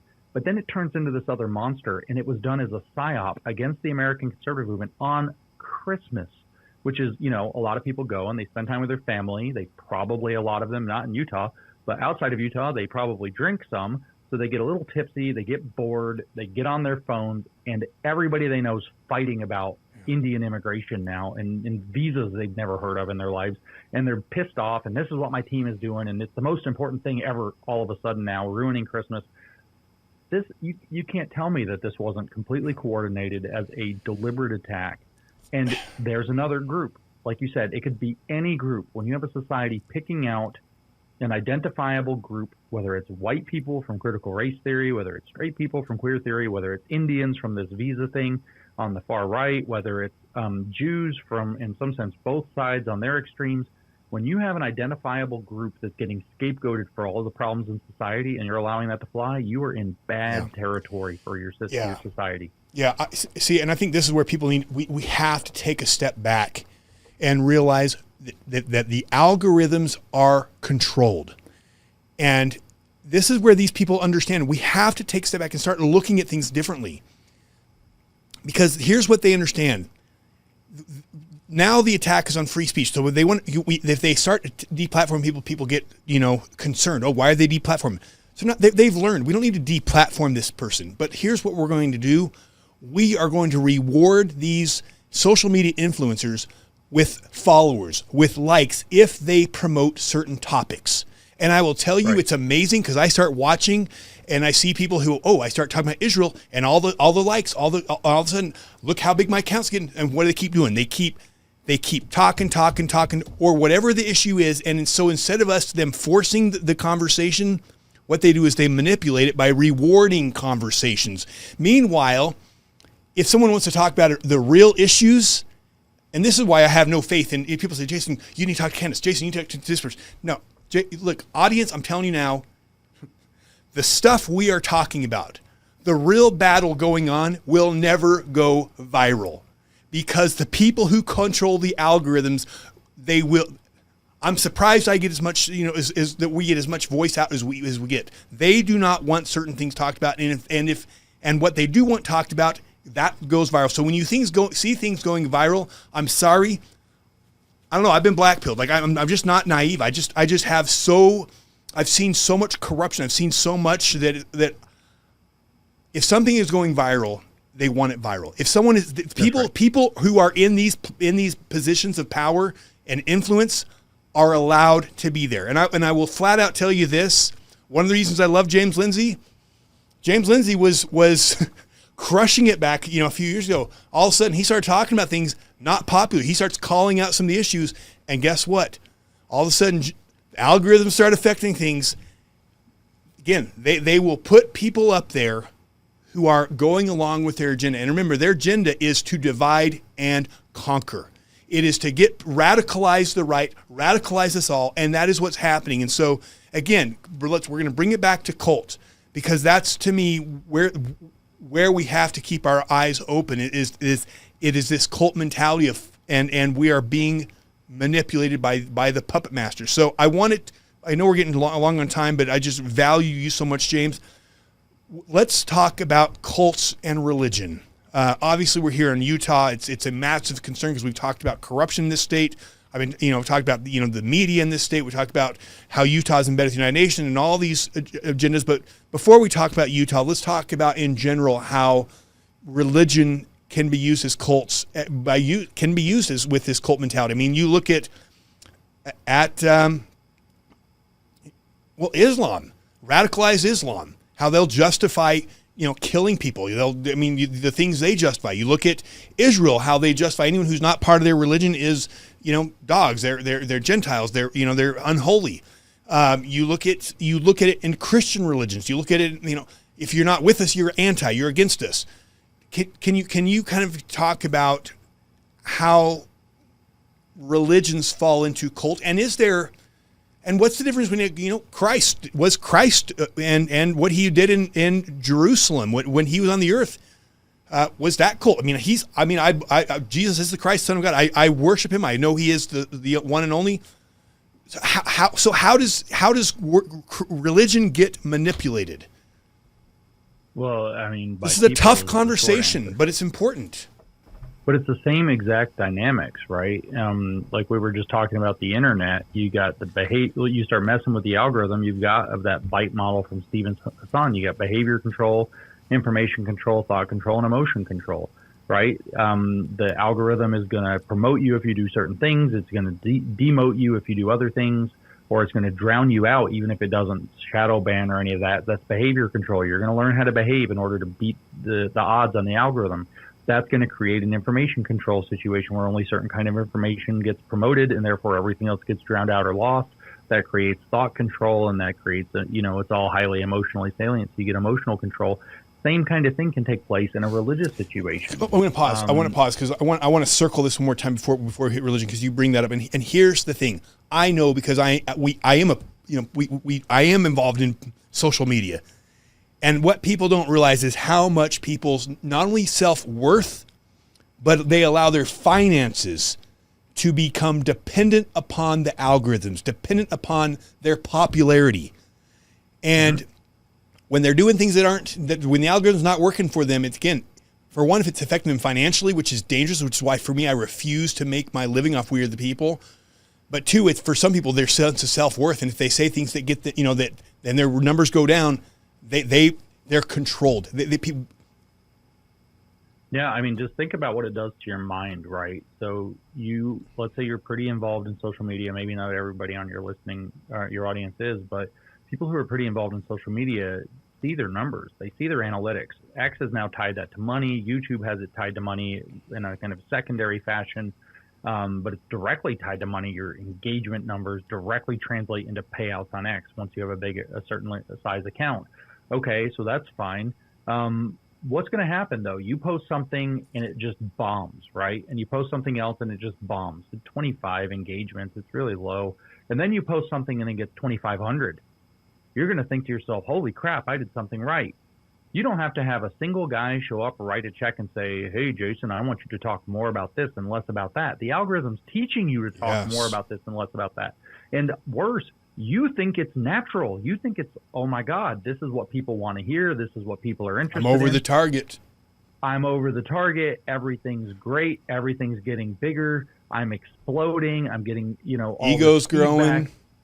That's right. I mean, I won't mention the famous podcaster's name who said this, but I straight up know somebody who was getting a huge amount of money that seemed obviously shady, turned out to be shady later. And when somebody asked him on the spot, like, did you not think that's a huge sum of money, like $100,000 a podcast? Like, do you not think that might be freaking shady money? And his answer was, people my size deserve that. And it's like, what the hell? $100,000 an hour for a podcast? No, you don't. You're cooked, right? You have sat down and spent so much time looking at ratings and numbers that you think that you're like the biggest thing since Michael Jordan's free throw line dunk, right? You think you're just like the 1993 Chicago Bulls all of a sudden, and you're not. But it can totally fry your brain just by screwing with. They don't even have to suppress you, by the way. All they have to do is amplify the things they want amplified. Everything else gets drowned out. Everything else is not a topic of conversation. Nothing else breaks the viral barrier. All they have to do is set up algorithmic games. They don't even have to directly promote, but you get a bot farm, you get a server with a bunch of coordinated people who come in high velocity at the beginning. All they have to do is amplify the content they want amplified, and you're going to have all these secondary effects. It's going to be more prominent in the algorithm. It's going to dominate the conversations, but it's also going to convince people, good people, normal people, that when they act this way, they get rewarded, and when they act the other way, they either don't or they get punished. And that basic mentality is the most simple law of neuroscience. I have that book over here on my bookshelf somewhere where it talks about the basic laws of neuroscience, which is that people move toward, all organisms move toward what rewards them and away from what punishes them. It's the most simple law. It's actually got a stupid name because it's something else. It's called the law of attraction in neuroscience. You're attracted to that which rewards you and you are repelled by that which punishes you. So you can fry people and bring them into that cult mentality without them ever knowing that they're participating in this through the algorithm. And so what you end up with is you can have a space that has total freedom of speech, but because of the way the algorithm conditions things, people aren't actually thinking for themselves. They're thinking according to the ways that benefit them as they play in this algorithmic universe. And that's perfect for these kind of ringleader inner circle guys to kind of rig the story or rig the game. Again, maybe X runs a corrupt algorithm and maybe it doesn't. Maybe all it takes is the Bilderberg group knows how to manipulate the algorithm to make sure their narratives are the ones that win. Or something, maybe it's the Russian government or the Chinese government or whatever, that have literally entire military divisions dedicated to figuring out how to do information operations on their enemy country. this is the world this is the world of political warfare that we actually live in, and this creates the capacity to produce something that we've never seen before in the world, which are cults that don't know that they're cults at all. Nobody participating in them knows that they're being manipulated, because the manipulator is so far outside and uses such a tool. Like, it's like having a cult with a cult leader nobody ever meets, nobody ever even hears of. That person's totally in the shadows, but they spend a lot of money on bot farms or whatever to make sure that the algorithm moves the conversation in the direction that they want them to, and creates those four elements: that behavior control, information control, thought control, and emotion control of Stephen Hassan Bite model. The milieu control as mystical manipulation is what another one of the characteristics that Robert Lifton described for his model for how cults work. And you can totally, you can do this. This is actually happening. This is happening everywhere. And so you end up with these little cult leaders that are influencers. We call them influencers, not cult leaders, who have audiences who have no idea how much of the material that they're consuming is just algorithmically conditioned to promote the narratives of somebody else who has agendas. And it doesn't matter. This is mostly in politics right now, but it doesn't matter. This could be in anything. The sustainability cult wasn't mostly in politics. It was mostly in corporate governance. And that was a gigantic cult that ran through creating opportunity structures that ran different ways for corporate behavior.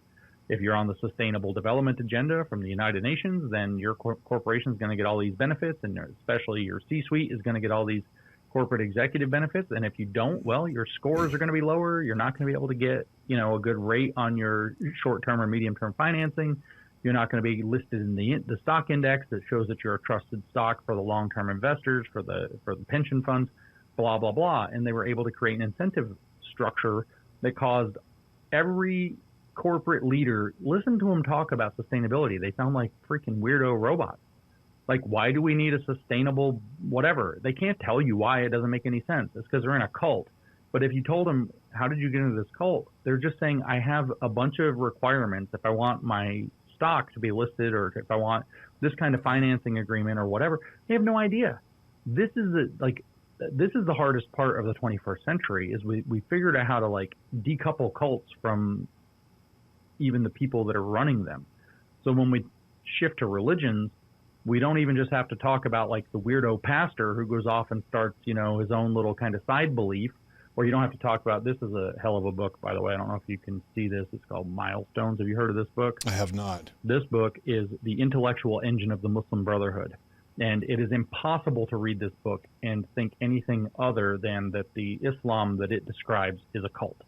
It is a cult with some idea of who Muhammad was as its leader, even though Muhammad's not alive anymore. So it's the people who interpret Muhammad according to that interpretation, which is, of course, a very literal and extreme interpretation, that become the de facto cult leaders.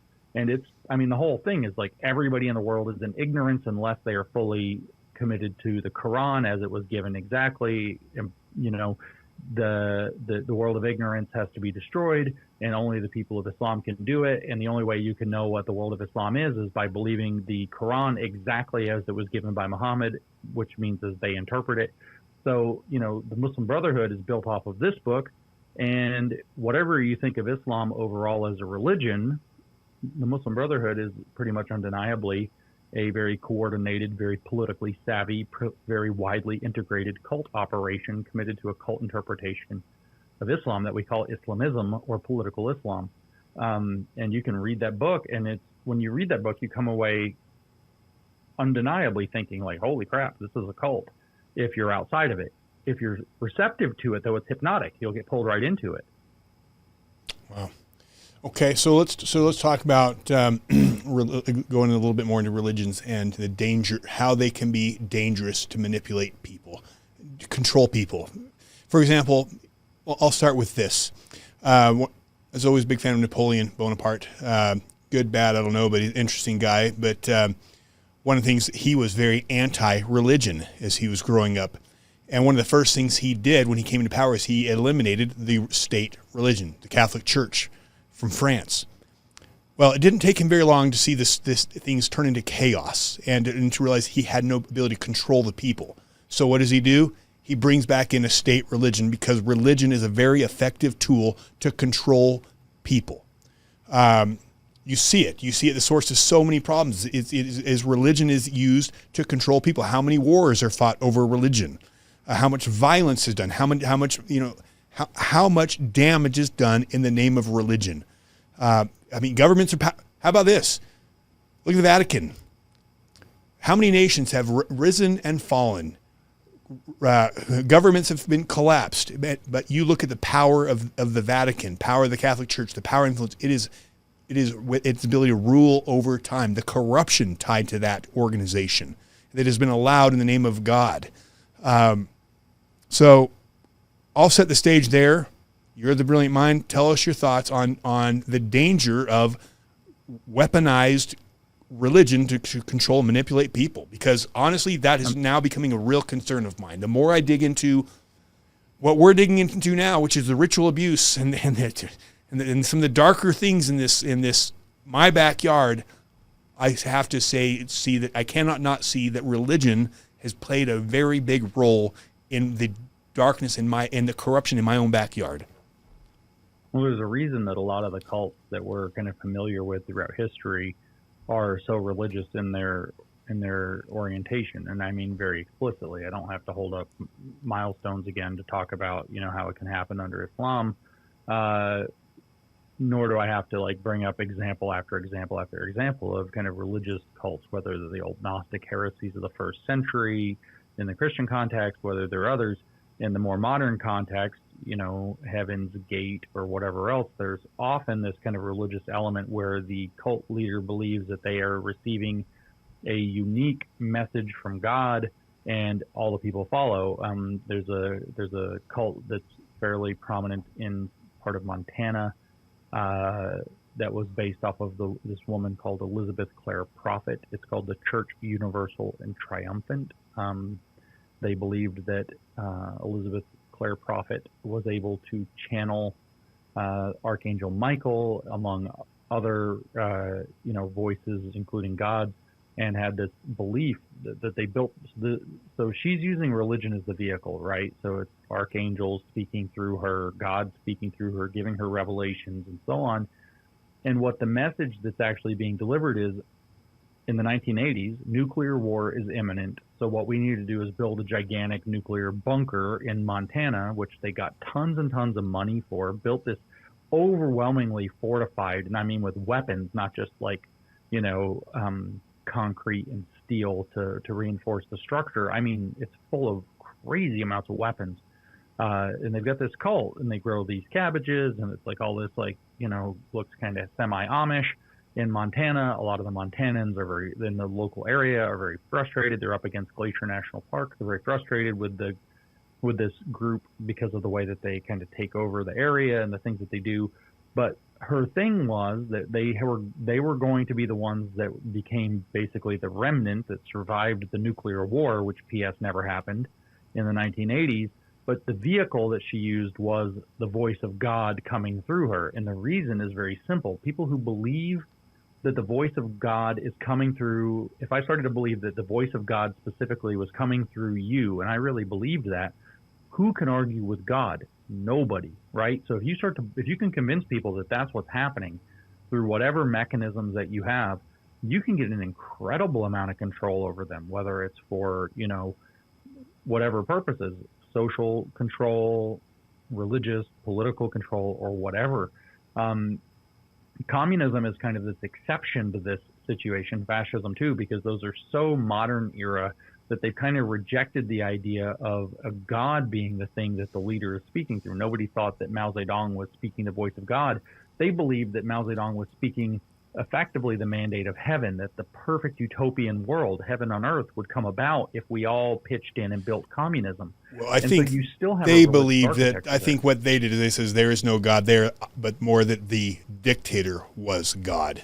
I think that's they acted as though the dictator was God, but what communists believe is that all of us, when we arrive at perfect communism together, are the actualizers of God as man.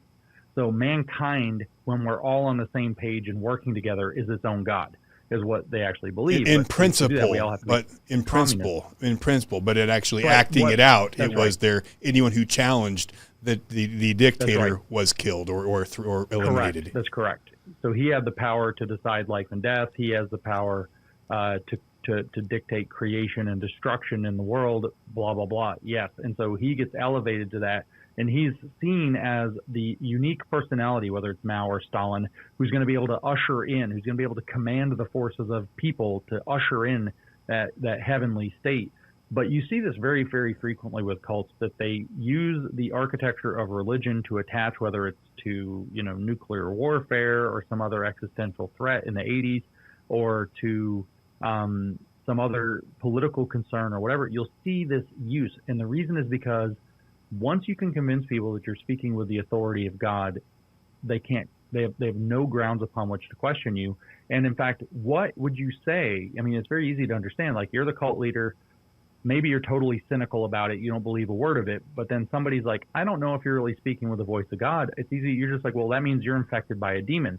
And if the other people in the cult believe it, they're all going to turn on the demonic force or the evil force or the sower of discord or the false shepherd or whatever it happens to be. There's tons of already architecture built there.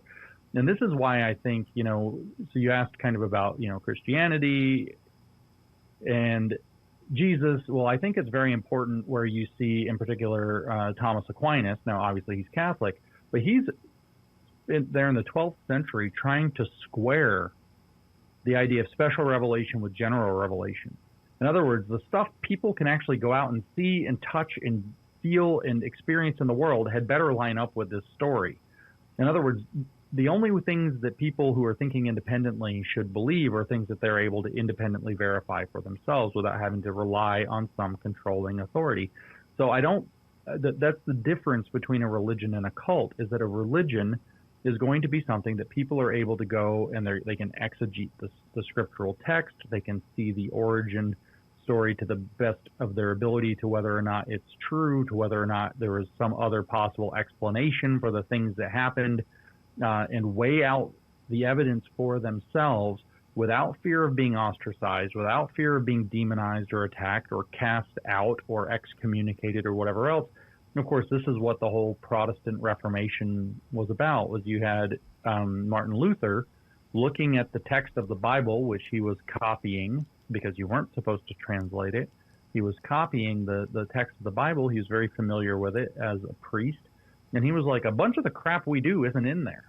What's going on? Then he's looking at the corruption with the indulgences at the Vatican, and he's looking at some other things. He writes down his 95 theses, the 95 things. Like, this is not in the Bible, guys. And he says, look, if we can't find it in proper exegesis of Scripture, then why are we believing it as Christians? Aquinas is, if you can't square special revelation with general revelation, then maybe it's not objectively true, right? You've got these appeals to something more objective. Like, if you take the Scripture and go read it and try to figure out, the most original text, and I go read it, we should be able to come to some level of agreement about what was being intended by the people who wrote it. And we might haggle about that. We might debate it. We might not be able to find complete consensus. We might make two denominations where you think it means this and I think it means that. But at the end of the day, what we have is some standard by which we're trying to figure it out. Now, Martin Luther becomes an interesting character because he retained the practice of baptism of infants from the Catholic tradition. So some years go on, and he gets challenged by one of his now Lutheran acolytes. Hey, Martin Luther, that's not in the book. Nowhere in there is infant baptism anywhere in the Bible. So what? And so Martin Luther just got pissed off and threw him in a well instead of reckoning with it, right? He kind of became the thing that he hated because it was an important practice according to him. So he became kind of, in a sense, adopting a cult-like mentality toward the Scripture rather than saying, what's in the deal with metaphysical realists is that we believe that whatever's in reality is reality. And so we can wish, we can want, we can imagine, we can dream whatever the heck we want, but we still have to accord ourselves with reality if we want to have a good outcome. And the same thing is true about theological realists, is that they're going to have to grapple with what the Scripture actually says And if it's in the book, it's in the book. If it's not in the book, it's not in the book.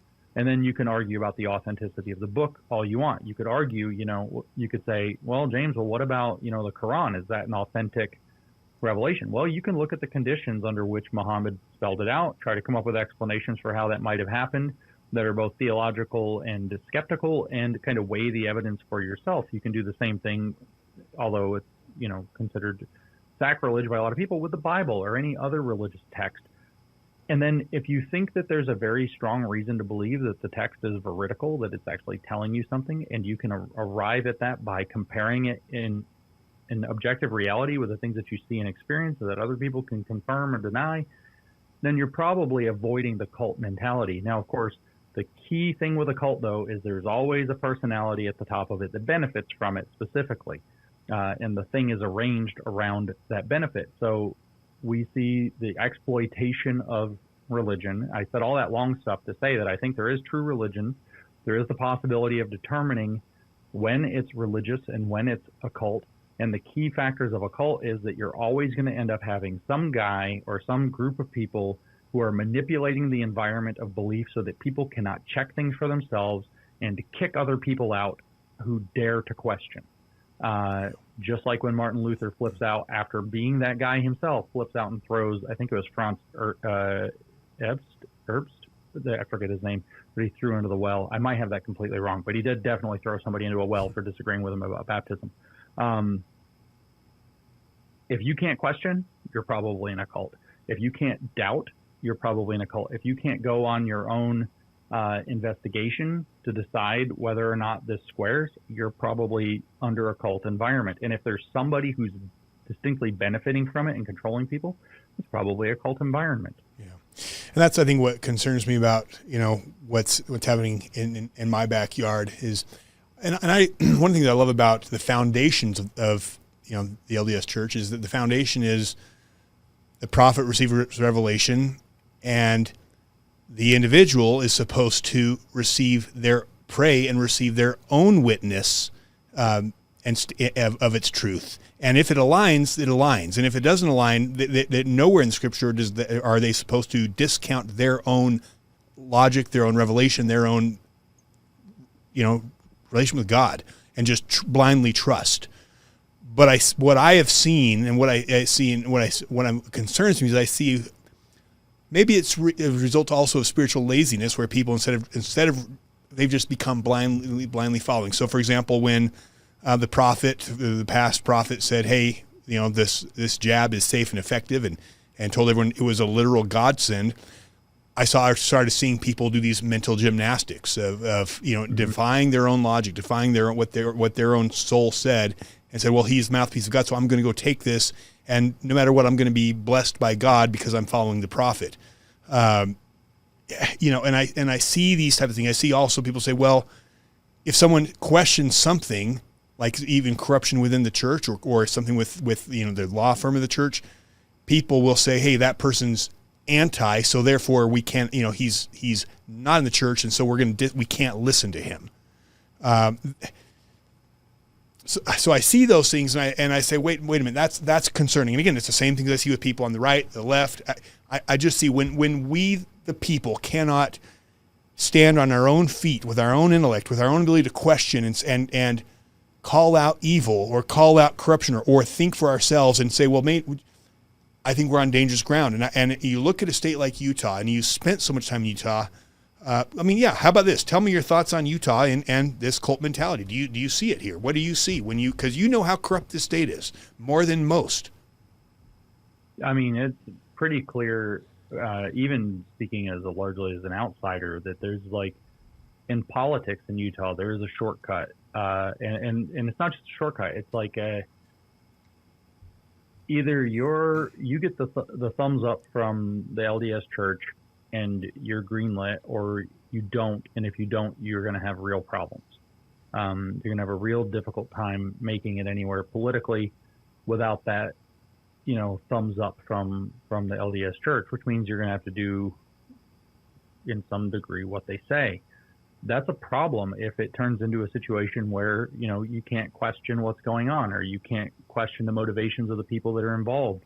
or whether or not they're making a mistake, or whether or not they have a political, side hustle that they don't want people to know about. Human beings, it turns out, are corrupt, or corruptible, I should say, at least by our very nature. And that's extraordinarily scriptural. That's literally that's in Genesis 3, y'all. That's as early in scripture as it gets, pretty much. But when you end up in that situation where the BITE model has behavior control, information control, thought control, and emotion control. If you're in the situation where your behavior, religions are already built around controlling people's behaviors, and it's not necessarily bad. But if you're having that behavior control manipulated to where you become politically unviable because of that kind of a thing, well, all of a sudden you might be being dictated by a cult environment. And information control, the same thing. Obviously, good shepherds want to lead people to true information and keep them from getting sucked into bad information, right? And so there's going to be a degree of that built into the religious architecture. But yet again, if people are not able to or allowed to look into things for themselves, maybe seeking guidance, but if there are manipulative methods to make sure that they're not being able to check things for themselves, you might be having the influence of a cult. Same thing with the thought control, which is, this is very common actually in the Utah context.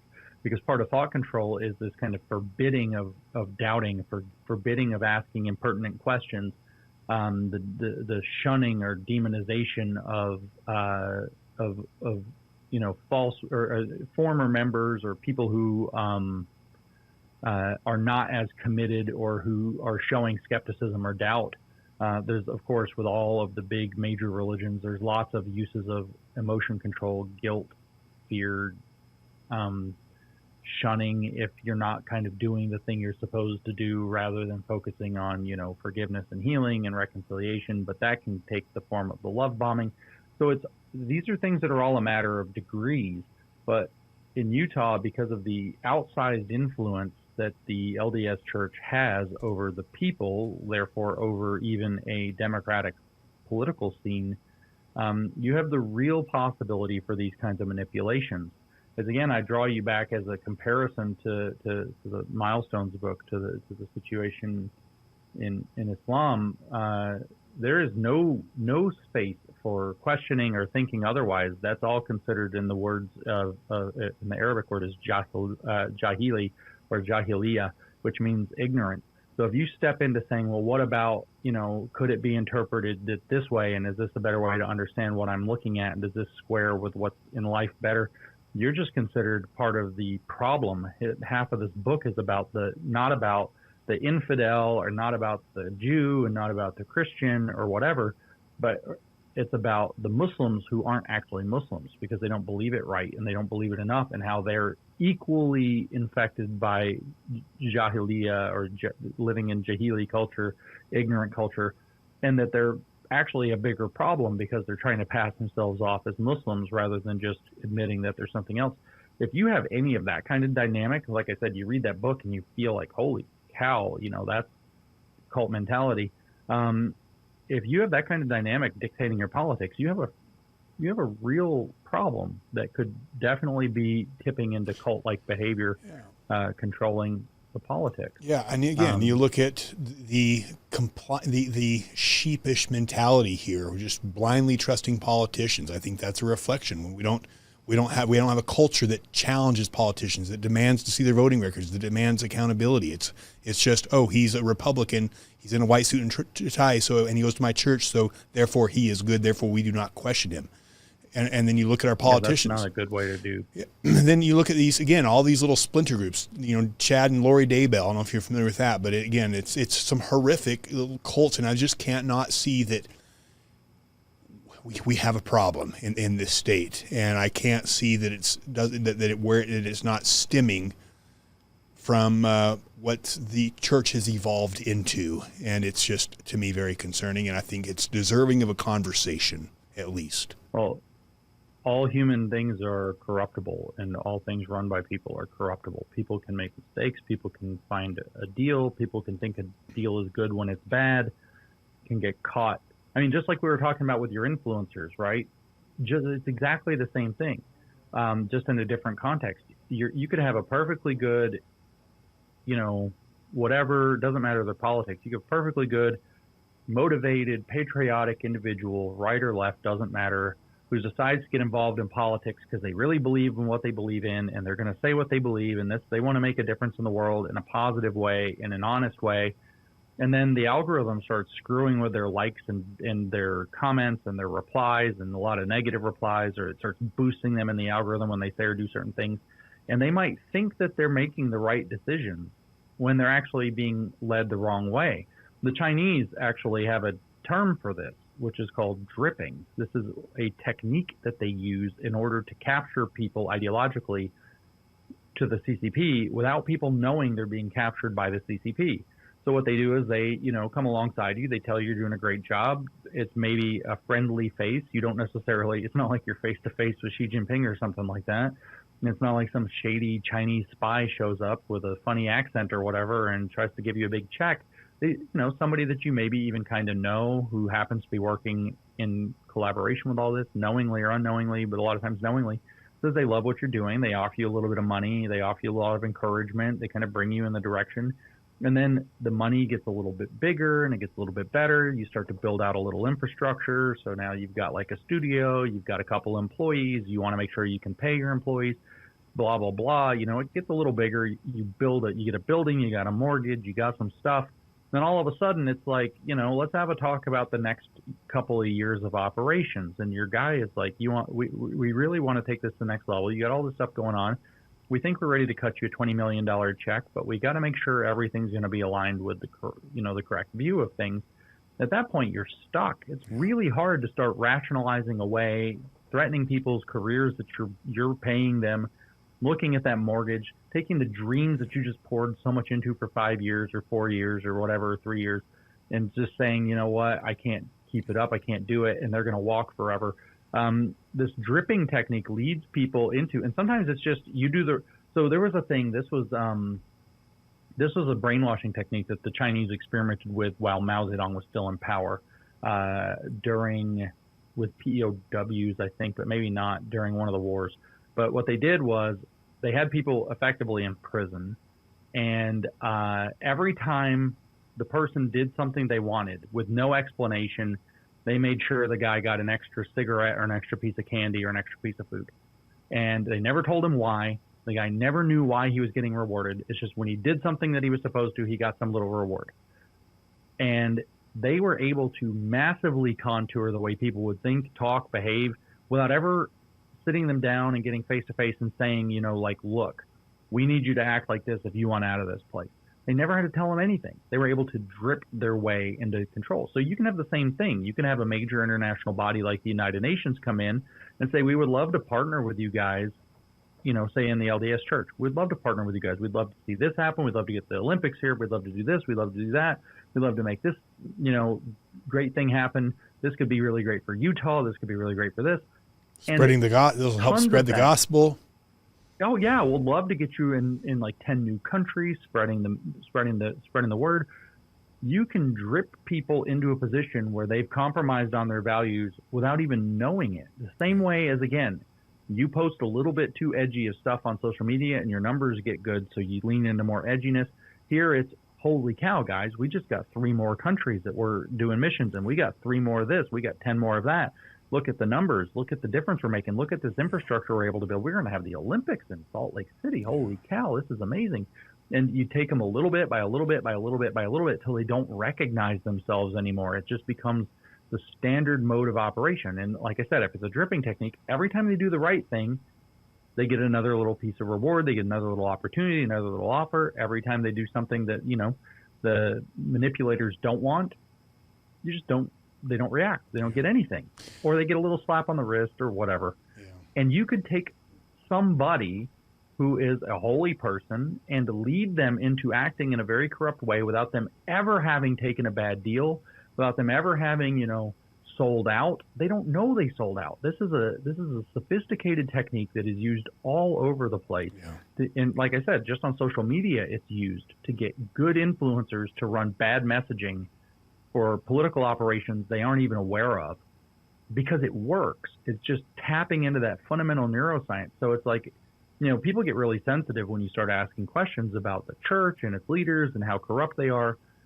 And somebody can end up in a very corrupt situation where they're now knowingly doing corrupt things, but by a very primrose path where they never thought they were making a bad decision. They just thought they were advancing the cause all the way along the way. And that makes moral culpability very complicated and very, very difficult. But at the same time, you can also have people spin off and do really bad things in the name of religion, like getting people to send you all kinds of weapons and build a giant bunker because God told you there's going to be a nuclear war and you have to be the remnant or whatever. I mean, that's a pretty colorful example, especially if you go watch some of the videos of these people. That's a pretty colorful example, but it's not hard to lead people down these paths, or for, personality who maybe wasn't vetted as well as they should have been or whatever, to run off on some wild tangent and get a bunch of people believing them, and then, hide behind all kinds of, a lot of the kind of classic cluster B manipulative techniques that cult leaders tend to use. If you call them out, somehow it's your fault. You call them out, you're the divisive one. They're doing something wrong. You say you're doing something wrong. They're saying, Jason, you're being divisive. I'm sure you've heard that before. Like, I've heard that for the last 2 years constantly. I'm like, guys, I don't think that we should take up with Nazis. And they're like, James is dividing the Republican Party. I'm like, I'm really not. Like, I'm just, let's have some standards here. But no, you're the divisive one. That's classic displacement of blame. And it could be a personality disordered individual who's using the religion to do bad things. And it is a problem, though, when you have a culture that is very trusting of anybody, connected to, not necessarily even wearing, but just connected to the cloth, that they'll just follow it. Because it's that skepticism that ultimately keeps people from falling into the false teacher model. I mean, obviously, this is a thing. The false teacher is called out. Probably, I think it's like the second most common thing or third most common thing, depending on how we count them, in the Bible that's called out, is not to follow false teachers. Well, in other words, don't join a cult is what they're saying, right? And ravening wolves will come among you, or however it goes. Like, it is a thing that all throughout Scripture that the prophets that Jesus all warned about. Jeremiah has a huge thing about it in the Old Testament. Ezekiel has a thing about it in the Old Testament, that false teachers will be among you, and that means don't join cults. So, I mean, look, even Judas, even one of his 12 apostles, Judas Iscariot. I mean, he was right. Chosen by Christ, ended up being a very evil person. Yeah, like literally, Jesus picked him himself. And so I want to wrap up because I don't want to take too much of your time. But I want to. You've been all around the world, all throughout the country. You've spoken probably in almost every state. 45. How to our audience here in Utah, how concerned when you look at let's talk politically, forget cult. From what you've seen going on in Utah, how concerned should people be about what is going on in Utah? Very. I mean, there's on a number of fronts, right? I've publicly said in Utah, I think I said it on your show once too, but I've actually said it on stage in front of people in a talk in Utah, that Utah is the fakest red state in the country. It pretends to be a conservative state, but its leadership, the political situation is certainly not. It's deeply embedded with a lot of the globalist agendas, and how it got there, what forms of corruption, whether they're kind of more forgivable or less, is a kind of an open question. I don't know the history there, but it's certainly, the most UN aligned state. It's the only state, I think, where the governor started using his pronouns. I guess that's a little bit of a complicated situation, but the state is a big concern. And the fact that, for example, even before Spencer Cox was governor, you had the office of the governor come out in 2019 and publish a document saying its economic goals. The office of the governor itself published a document listing the economic goals for the state of Utah in 2019. And one of the goals was to become the cradle of the fourth industrial revolution. And I quote, that's exactly the sentence, to become the cradle of the fourth industrial revolution. Well, the fourth industrial revolution is the World Economic Forum agenda. Why the heck is the office of the governor in Utah signing up for that level of being embedded in and being central to the cradle, the place where it will be not born, but immediately placed after its birth, nourished and raised into something that can walk on its own 2 feet. Why is Utah Office of the Governor 2019, before the pandemic and the so-called Great Reset that was supposed to bring us into the Fourth Industrial Revolution, why is Utah signing up for that? So Utah represents in its political scene a profound concern. It's almost like the American outpost of the United Nations as far as the states go. And then from what I understand, possibly UVU itself, Utah Valley University, is in fact considered a de facto outpost of the United Nations in terms of information dissemination, speeches, and like envoys and ambassadors coming over, meetings that are held. Why has Utah decided to accept this role? Well, there's whatever the answers are, as you dig into them eventually, they're not good. And what are the conditions that allowed Utahns, who in my experience are mostly amazingly good people, very kind, very generous, some of the best neighbors you could possibly ask for, humble, insanely hardworking, just all around good people. What are the cultural and political conditions in Utah that allowed a people like that to be used to move an agenda like its political leaders have decided upon and have enacted? It's a very concerning situation, because you would hope that people that are this values oriented, family oriented, like I said, humble and generous and generally conservative, you would hope that they would be able to say, hold on, stop. What are we doing as a state? What are our political leaders doing? You would hope that the political figure that's kind of like Ron DeSantis, that stood up to everything, would have come out of a place like Utah, but that's not what happened. Something extremely different. In fact, the opposite is what happened. So you have a political situation that has gone badly awry to where I name it the fakest red state in the country, followed by Georgia, which is actually kind of purple. And then you have a cultural condition that's enabled and enabling that seems resistant to correction, and not to be too impolitic, but the fact is that the connection between religion and politics in Utah is very likely a big part of that reason. The religious aspect in its connection to politics is somehow overriding people's political skepticism of politicians, who, as a rule, we should all be skeptical of. Right. In fact, it's the most American thing in the world to be skeptical of politicians. Right.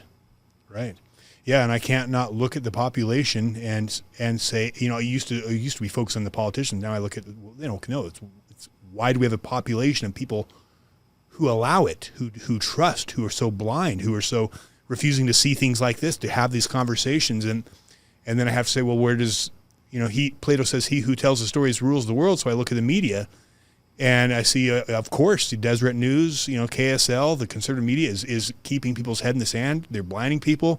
And then, okay, well, who owns that? And it all points back. You people can start to dig.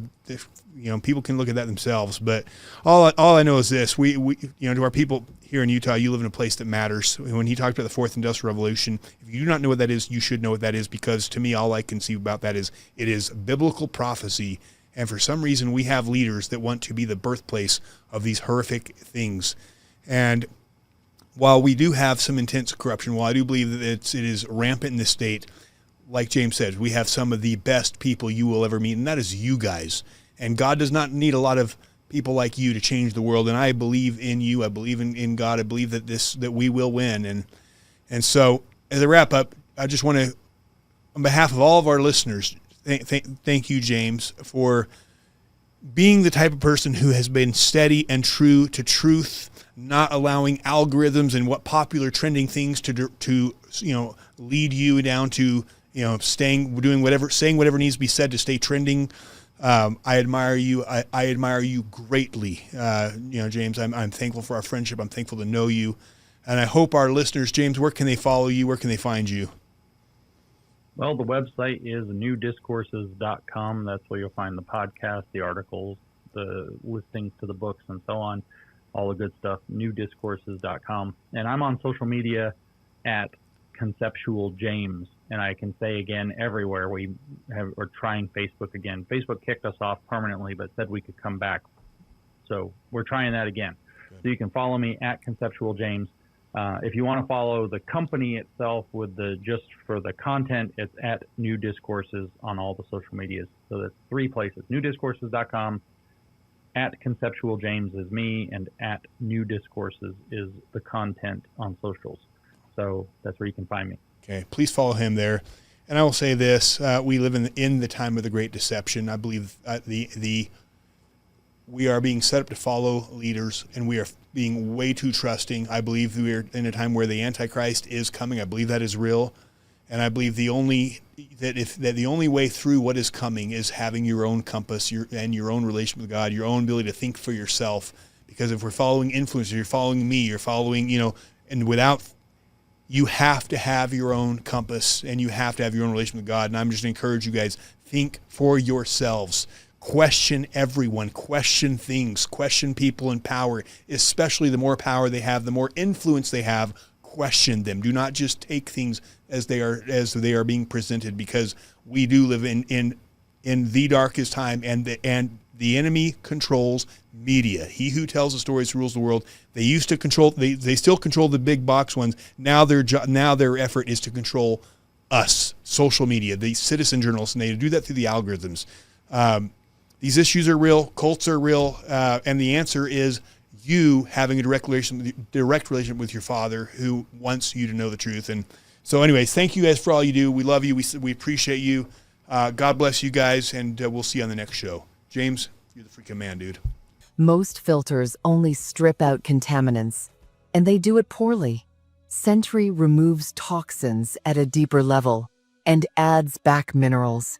75% of customers feel the difference in just 2 weeks. Install your Sentry Wellness System in just 30 minutes and enjoy water that fuels your life. Learn more at SentryH2O.com.